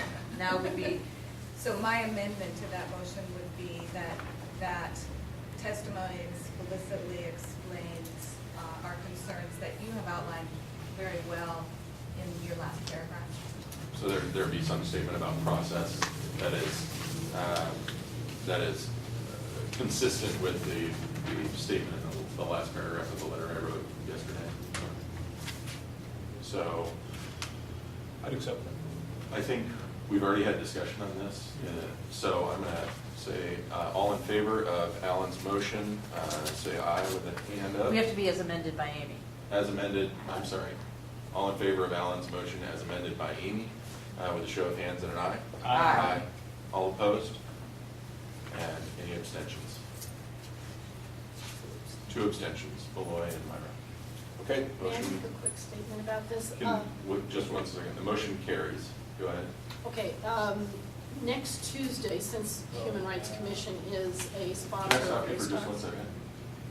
second? David, do we need to get this set up? So, somebody, Malloy, can you maybe just switch over to Anita's seat? Sorry, Donna. That's okay. I'm trying No, to that's fine. respect everybody's. So while they're doing that, I can talk. And this is mostly for the audience, to let you know that next Tuesday at McMillan's Kennedy School will be Race Talks. And Race Talks is, the Human Rights Commission is one of the sponsors of Race Talks. And the purpose of Race Talks is to have open dialogue about issues of race. By the year 2040, there will be more people of color in the United States than there are white people, and we need to be talking to each other. And the topic this next week is, it's a forum sponsored by the Citizen Review Committee, and the topic is community policing. Is it working? So please come, give your input, and it's going to be mostly discussion. Very little presentation, mostly discussion, and we're going to have as many small groups as possible. So that's at the Kennedy School, 33rd and Northeast Killingsworth, 2 blocks north of Northeast Killingsworth, and from 7 to 9 p.m. in the gym. And that's Tuesday the 13th? Tuesday the 13th. All right. And I suggest you come early because the seats fill up fast. Okay. Okay, so next on the agenda is the discussion of, I can never remember the name of this work group, Building Community by Understanding the Diversity of Our Cultural Experiences Training Project. I wonder you can't. CPRC update. We're going to do that after. Might take a second to set up. Okay. Well, do you want to do your CPRC committee update while we're setting up? Sure. The nominating committee of the CPRC also met recently and interviewed there were 2 community member slots open, and there was 1 HRC slot open with the departure of Hector Lopez.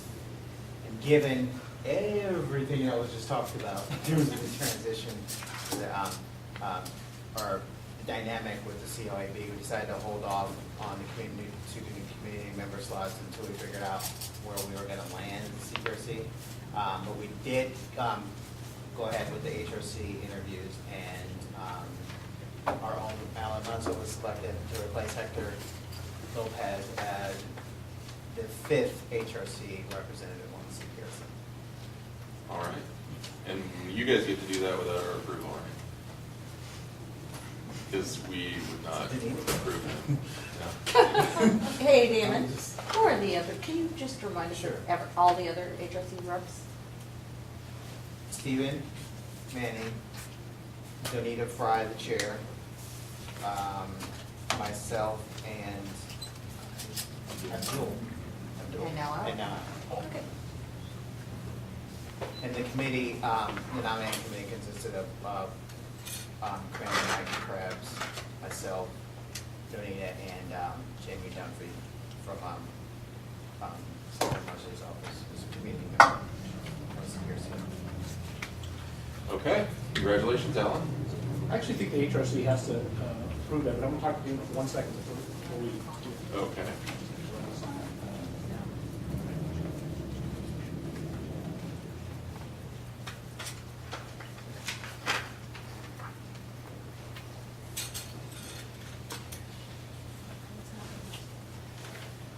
Secret negotiations. So I'm actually not going to accept the nomination until, at a minimum, after tomorrow, so that at the point at which we know what becomes of CPRC.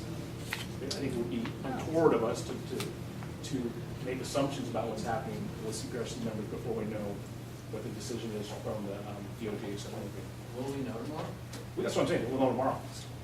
Okay. Any other updates from CPRC? So can I make this statement? So should we,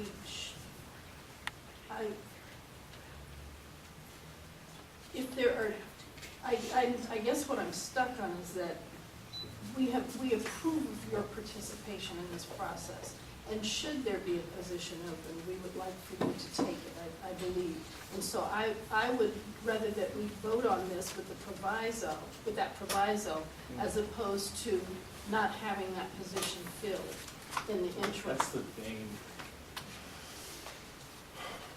Well, if you're declining the nomination at this point, then we can't really force you to do it. So what happens?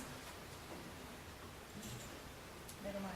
Okay, so we're going to move on to the next order of Open that business. up. Yeah, it's. Which is, thank you, Emma Cavelli, for being here with us So today. wait, what just happened there? I mean. Nothing. What? We had a CPRC update. Okay, you're not gonna be appointed. Yeah. That's what we came to, that was the Right. decision. Okay. It's like stand He's by. declined it for now. Okay. So, okay, It seemed a little up in the air. so, Damon, do you want to introduce the next item? So Abdul, you might want to turn around. Like this? Do you have any specific reason, Emily? I was just thinking that you might want to see what's on the screen. Is that clear enough, or we need it darker? Well, as some of you know, already know that the Community and Police Relations Committee has a subcommittee that's been working on a training within the Portland Police Bureau to address the intersectionality of race and institutionalism. The Community and Police Relations Committee, some of you know, is a subcommittee of the Human Rights Commission. Consists of 5 Portland Police Bureau members, 5 Human Rights Commissioners, and 5 community members. There's a history there of a positive relationship with the PPB. CPR's mission is to bring together members of Portland's diverse communities and its police officers to improve community and police relations, further an authentic community policing culture, and to promote dignity, understanding, and respect in police and community interactions. Now, at the request of PPB, and specifically, this was the brainchild of Officer Deanna Weston Mitchell, who serves on the CPRC. PPB requested the CPR's assistance in creating a strategic plan for improving institutional racial issues in the Bureau. So that includes taking a systemic approach to addressing racial issues within the Bureau that would increase the Bureau's success in addressing racial issues between the police and community members. Thank you. And so that's how the building community, by understanding the diversity of our cultural experiences, subcommittee was developed in July of 2011. And please do not make fun of us for the long subcommittee name. It's been done. That was the assistant chief. That's right. You gotta talk to the chief. And so we decided to keep that.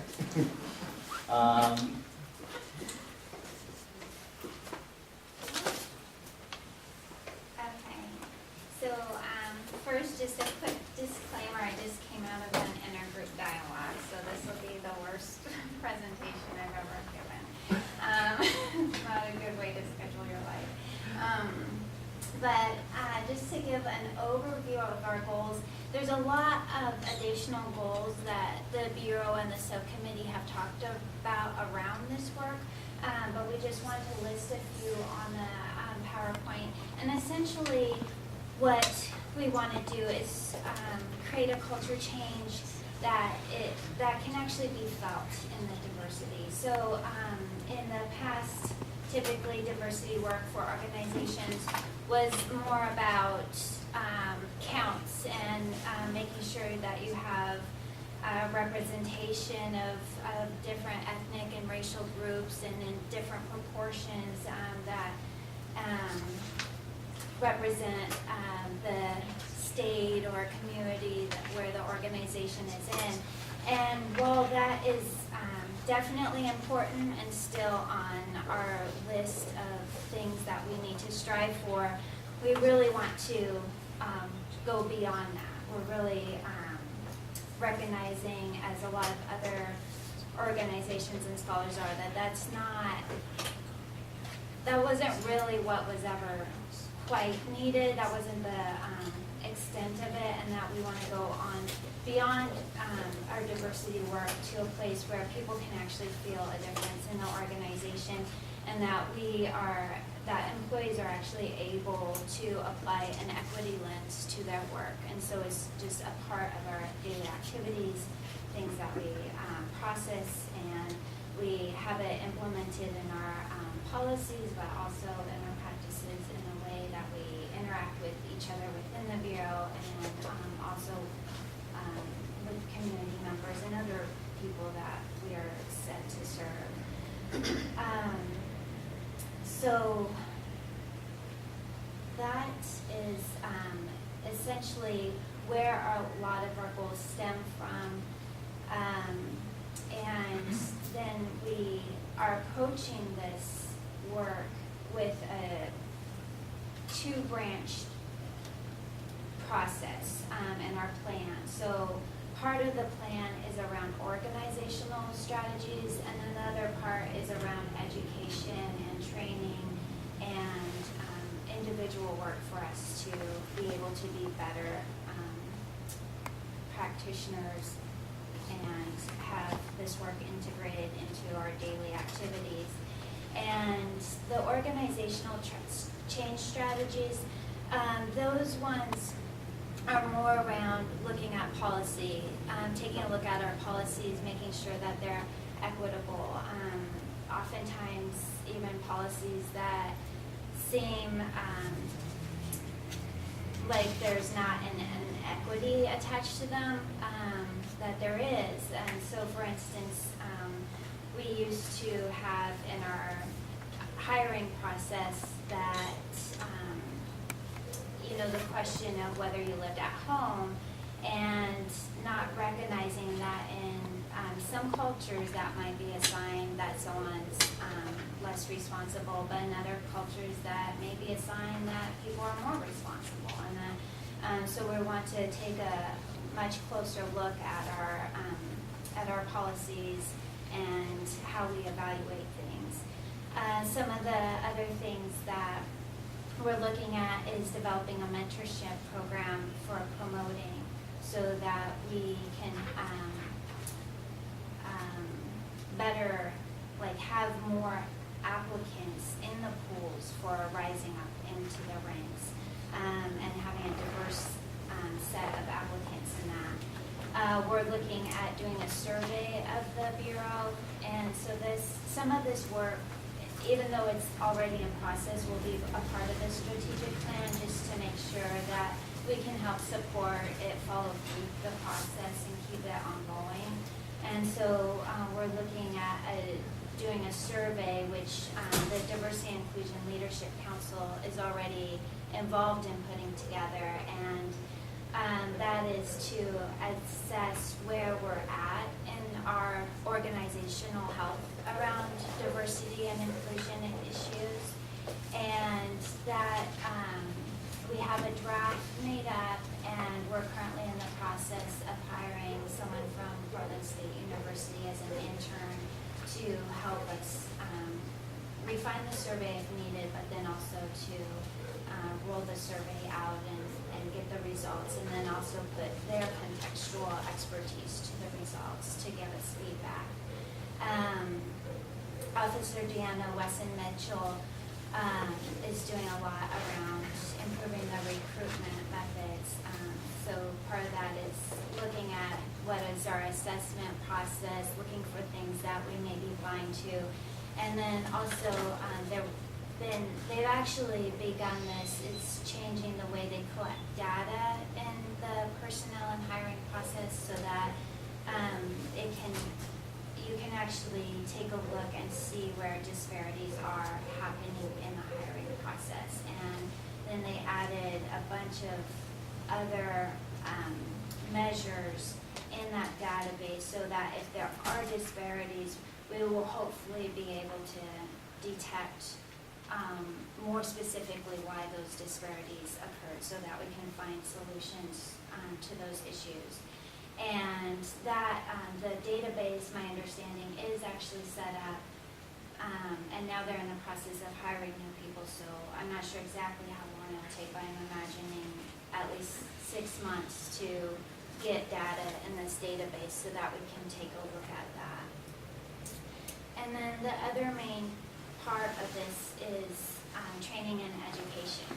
And this is, we see as a really critical part of our process, because if we don't understand what an equity lens is, we don't understand how to measure disparities, how to look into them. If we don't understand the issues, we're not going to be very good at identifying them and also solving those issues.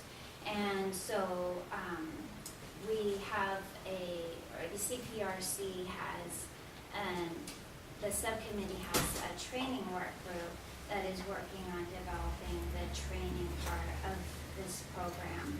And this is a training right now that they're working on for command staff, but the strategic plan will also include other training objectives and laid out plans, so that it doesn't get the impression that one training is going to be enough. So there's a lot of objectives that were on the list when we met with the CPRC that community members brought up, and CPRC members that may not be they may be touched on in the initial training, but they won't be really fully covered at the necessary level in the initial training. And so it will have to take more than one training to bring us to where we need to be. And with that said, we were going to share a bit with you on the first training that's going to be rolled out to command staff. And this training is being pilot tested in a couple weeks, and then is going to be delivered to command staff the second week in December. Oh.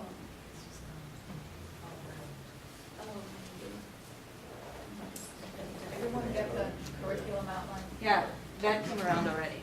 Yeah, we got it. Did the audience get it? Okay, now we're gonna pull it up. There's some copies.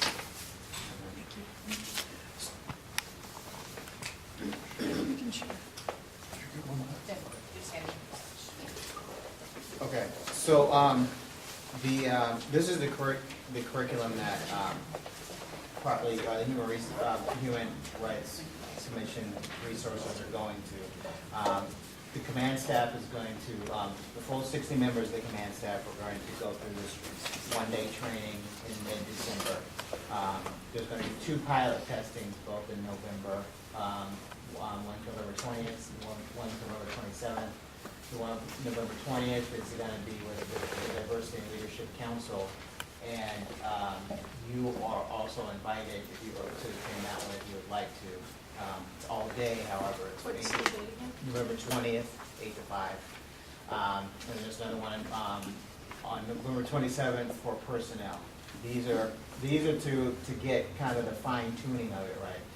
We're going to have 2 facilitators. One is Commander Mike Lee of East Precinct, and the other one is Dora Perry from Amanda Fritz's office.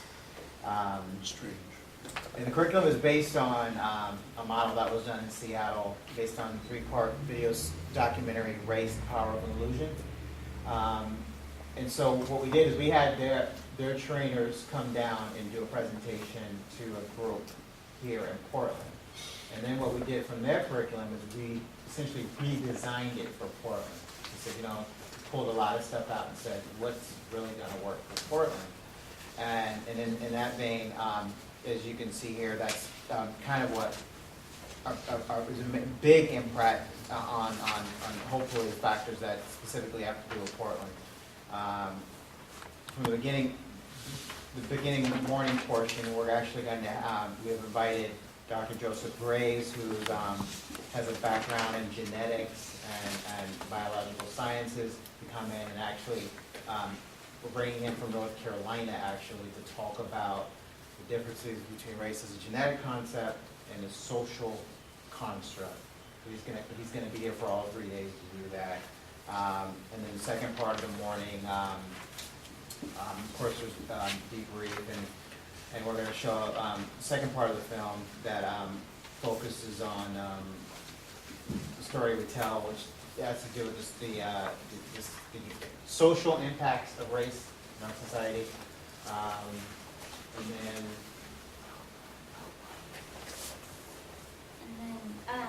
And then after, well, actually, I guess it'll be a working lunch, and so after they, get their lunch, we'll be watching the film The House We Live In, and that one takes the beginning parts of it and then demonstrates how the beliefs, the research, the systematic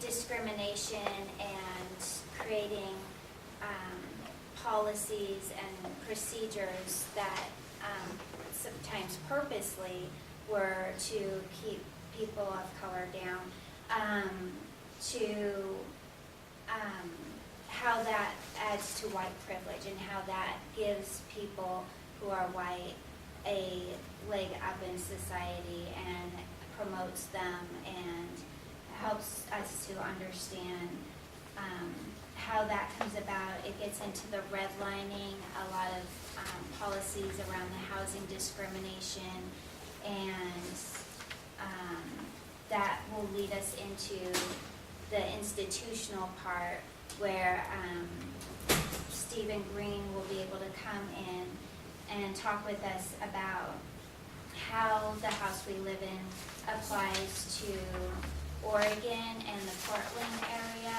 and that I think will really help bring it home for the officers and the other people attending. Yeah. Who's Stephen Green? Oh, I'm sorry. Explain who Dr. Graves was. Who's Stephen Green? I'm sorry. He's from the Portland Development Commission. So he's going to bring a kind of a demographic lens about how there's been neighborhood changes and how that directly relates to law enforcement work. You know, some of the changes, which sometimes the word gentrification is used, although he actually doesn't use that term. Changing demographics in northeast Portland, East County, how a lot of some of this happened, and how. And so we thought that could benefit law enforcement officers in terms of those who, interact with communities they might not know that well, or in helping them to understand some of the changes in some of these neighborhoods. So. I'm sure you said this, and I'm sorry, but were you saying that the public can attend this on November 20th? The HRC. Okay, public. Can. Can you Yeah. send us a note about that? Thank you. This looks really amazing. Is this time for comment? Sure. There's one more section, but. Yeah, why don't you finish? Okay. Finish your section. And then it gets into the practical application. So after they get all this history and it gets brought home to the Portland area, then we want to give them an opportunity to start learning, well, what do we do about this? How do we apply this into our work environment and identify these issues in our institution? And so we'll have, I guess, for the sake of time, I'll let you all read through that. But this is a section where I guess I'll just highlight, it introduces how to apply an equity analysis to, say, a policy that you're going to start to implement, and then also provides an opportunity for the command staff to break into groups, work with a real scenario to have a discussion about and implement some strategies to improve that scenario. So, Anybody else want to say something? I just have a question. yeah. When I was at the meeting, I recall that Abdul and a community member asked if they could participate in their participation to be woven into the training? Was there, what happened with that? Did that come to an agreement or?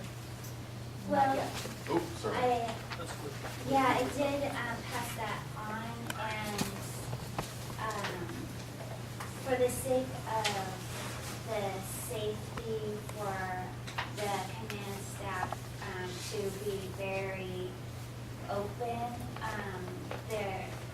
my understanding is they still think it's best and they're going to get the most out of the training if we don't have people even within the Bureau that aren't command staff in that room.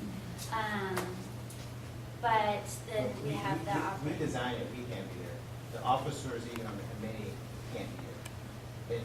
It's for command staff.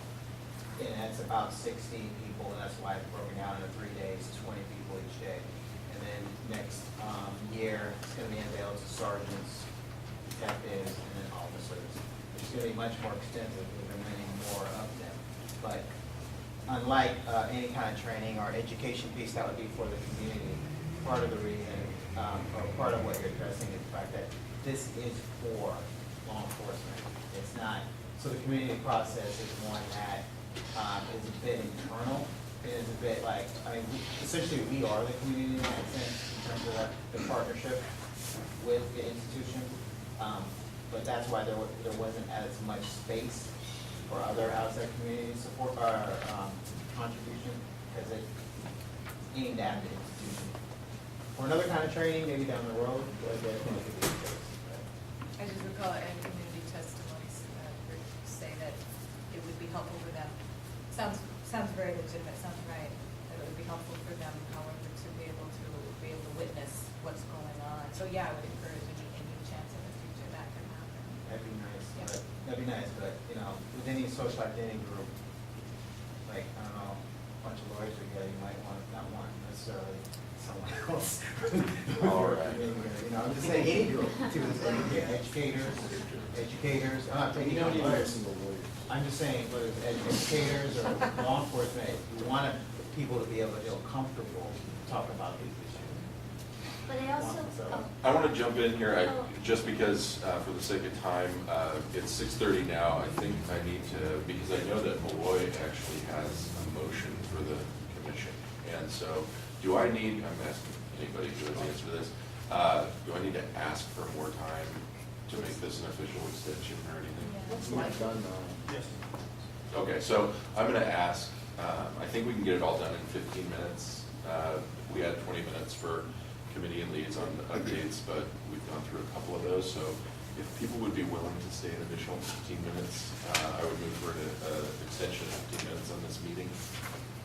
Okay. So ayes for an additional 15 minutes?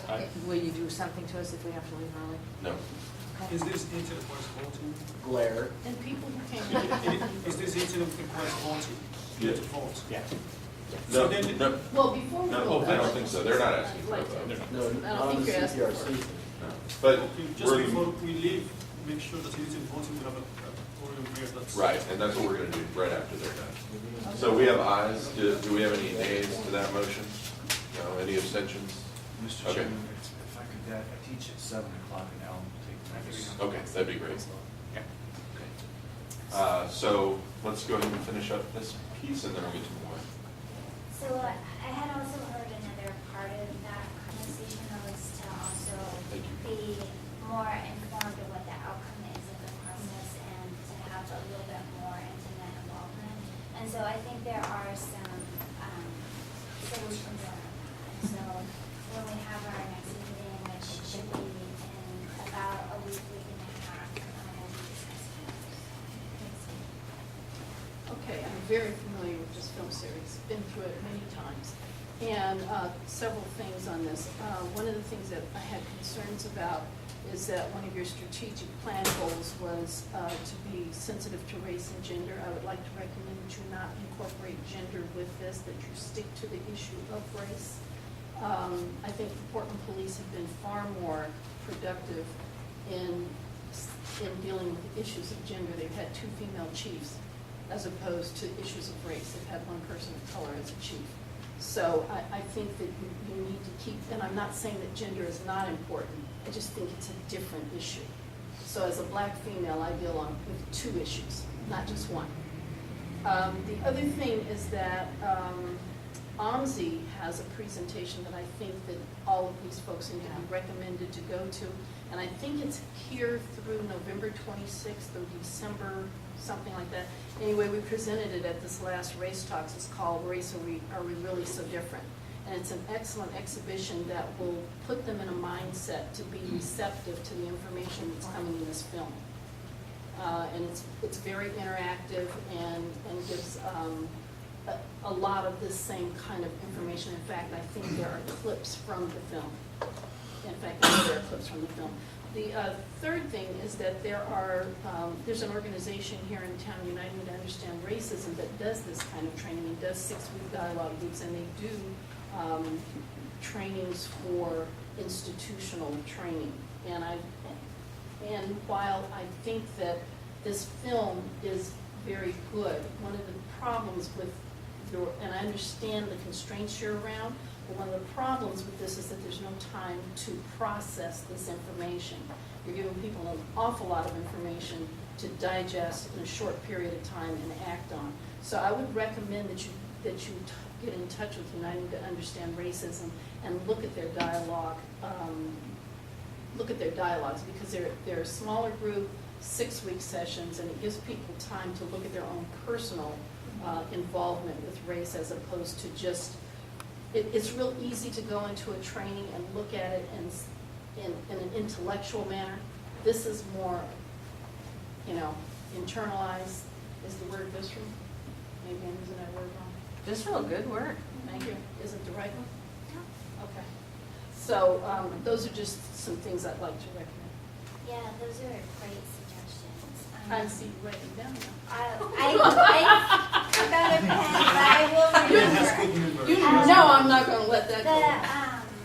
If we can get them to the OMSI exhibit beforehand. You could just recommend it to people to go.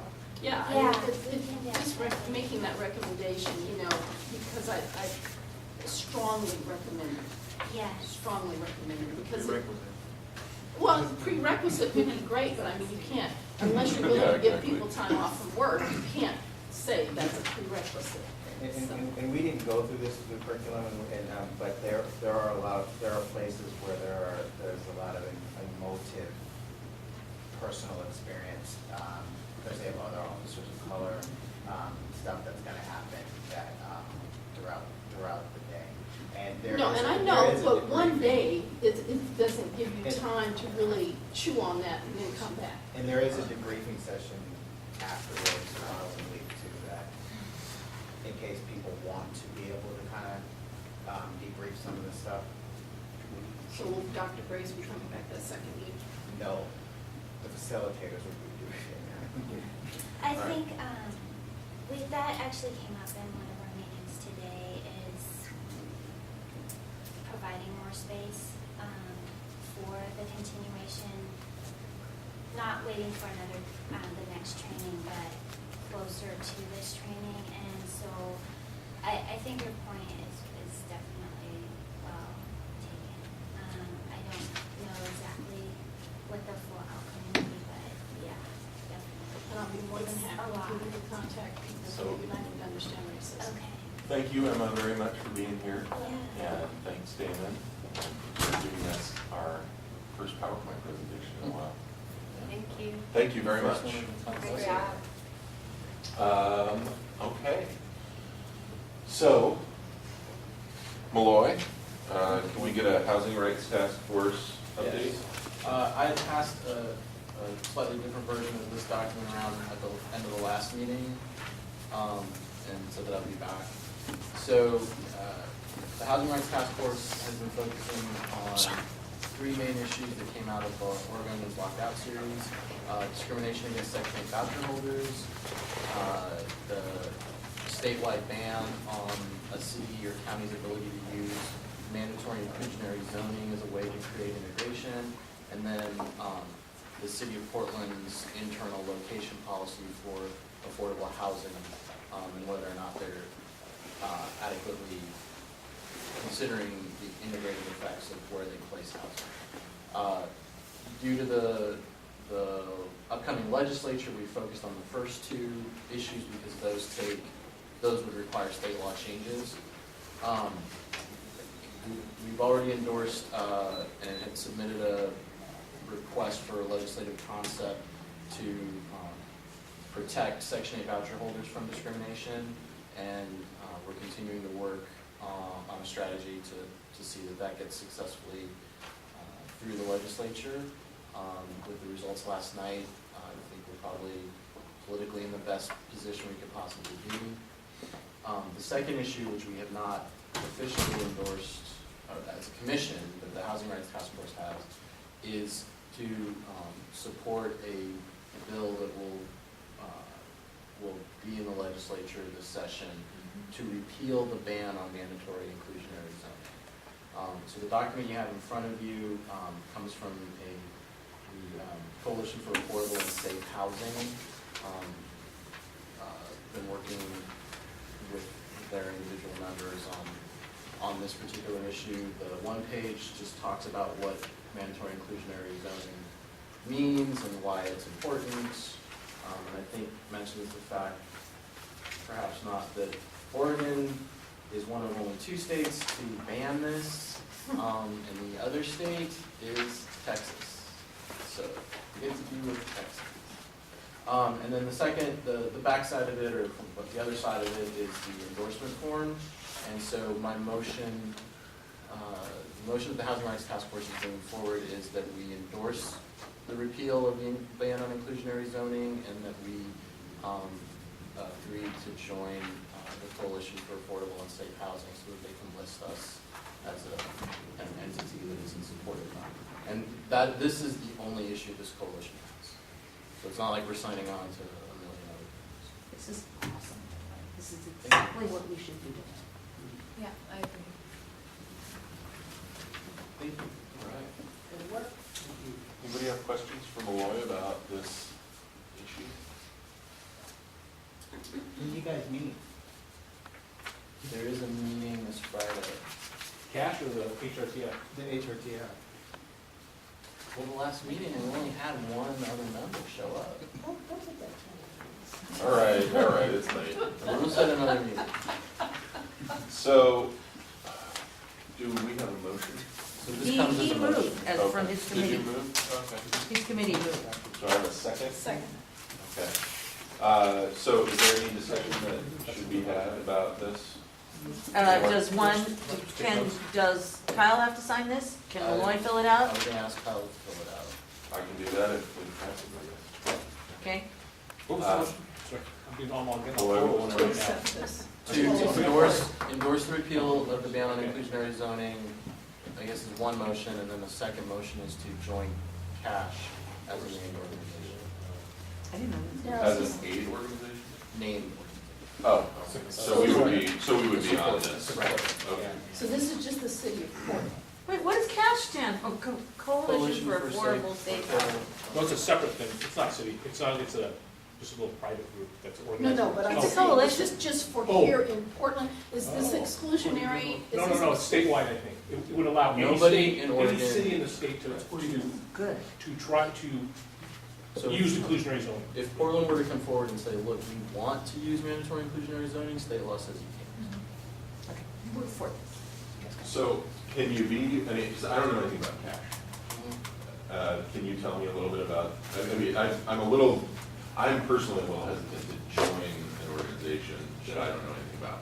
Well, the main members of it that I've been meeting with are from Opal and the Community Alliance of Tenants, and CIO, Center for Intercultural Organizing. Those have sort of formed the steering committee of this, but it's basically, this effort was tried in 2011, and so it's a continuation of that same coalition that was formed back then to achieve the same goal. We're not going to get any surprises about who CASH is affiliated with. You're signing, man.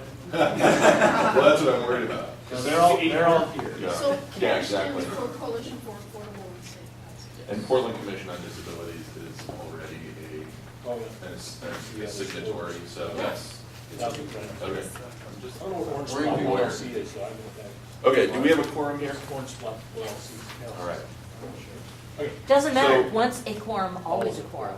Oh, well, there you go. See, I told you I didn't know which was very well. Now you know? So, I, the first motion is, To endorse the repeal of the ban on inclusionary zoning. and we had a second, so there are two motions. As to the first motion, all in favor with a show of hands, say aye. Aye. All You have to ask, opposed? there, yeah. Any abstentions? Thanks. Yeah, sorry. I'm getting there. Yeah, you're good. Okay, and on the second motion, which is? To join CASH as a named as a supporter of this repeal. And we have a second. I highly second that. And all in favor with a show of hands and an aye? Aye. All opposed? Any abstentions? Both motions pass. Good job.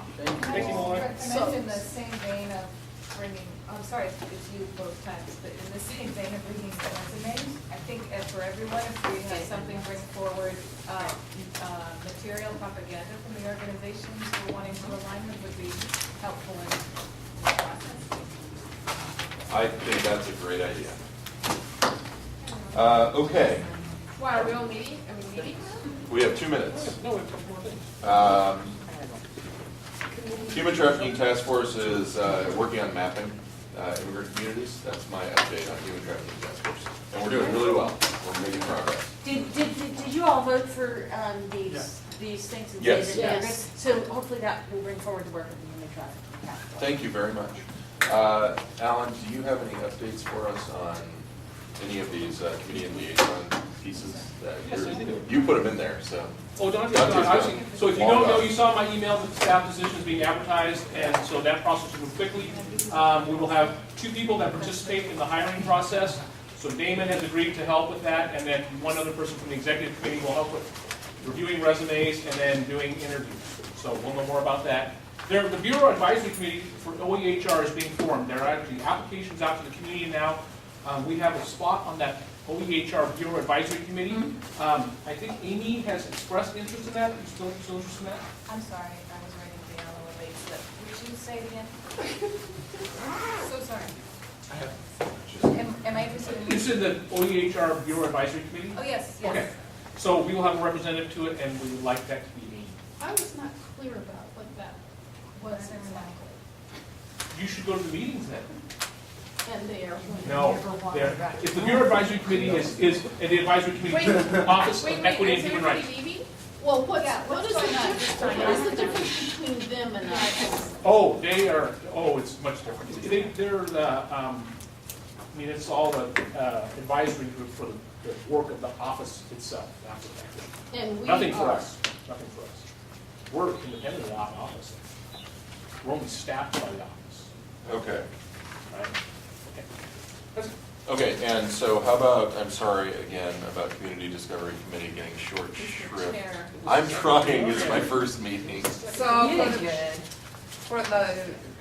so just, as a super condensed, we did follow up with the public comment presentations, so those are still in progress, so we're having conversations with Epoch Times, the Racist Graffiti, Epoch Times, and HLTV. So we're gonna give you updates on that. We've also done outreach with the City of Portland, specifically ONI, with Judith Murray and Gary Williams to kind of meet with them and start talking about the Forum? Ways in which we might. the public apply. comments, yeah. So how can we collaborate and have public forums and do it more of a systematic effort instead of beginning reinventing the wheel. I also met with the Commission of Disabilities with Lawan. I think she left already, but I'm gonna start attending their meetings, like they come to these 2 hours, so we have more awareness of what specific issues are working on, and how can we collaborate and partner better in the future. Will you do me a favor and send me an email about when you're going to those? Yes. Thanks. And then also,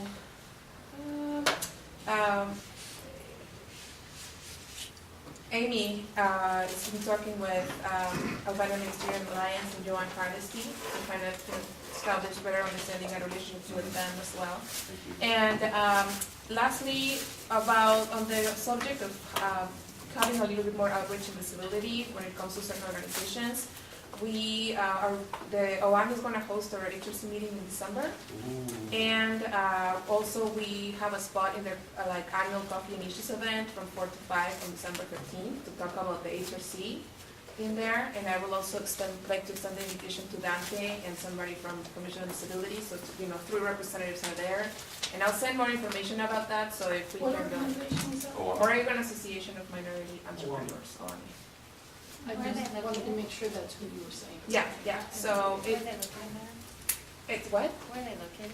In North Vancouver Avenue. There's free parking. Vancouver and Skidmore. And they're very well attended meetings, and they will be specifically interested in conversations about what are we working on, and also folks in minority groups and minority women and emergency movements. December meetings. Okay, so Yeah. we need to. So I'll connect also with Polo and make sure he has that info and all that. Good job, thank you for doing that. Well, let's have food from Ethiopian food. Dallas Kitchen. Dallas is right next door. Yeah. That'll be Dallas, important yes. stuff. Let's be sure that you're able to finish. Yes. So and then some notes you leave us at the end. Don't rush me. So we wanna, as a CDC, we wanna learn or understand better about public meetings and what are the roles and things we need to be aware of when we get together and where. We also wanna learn or know about, potentially moving our meetings here to OEHR and just becoming more a part of the office. And also, we are working on developing a process not only for internally as a committee to get in touch with public comments, but also how the HRC might reply or make a statement or give back to the public comment presentations or presenters about certain issues. So we're working on that, and we'll be connecting with you specifically, Kyle, for it. Okay, that's great. I You're think that's a talking great about your idea. committee having meetings at OEHR? Yeah. Do that anytime you want. Yeah, we'll talk about that. And I can We follow do up that. on that, I think. I'm We'll supposed follow. to be following up on that. If you want to do that. Yeah, all right, that's it. Thank you, Wow. sorry. Good job. You will be at the beginning of the meeting next week. Thank you, I really appreciate that. Meeting adjourned. I know, we gotta Did you say switch meeting around. adjourned, Kyle? Meeting adjourned. Ellen, can I ask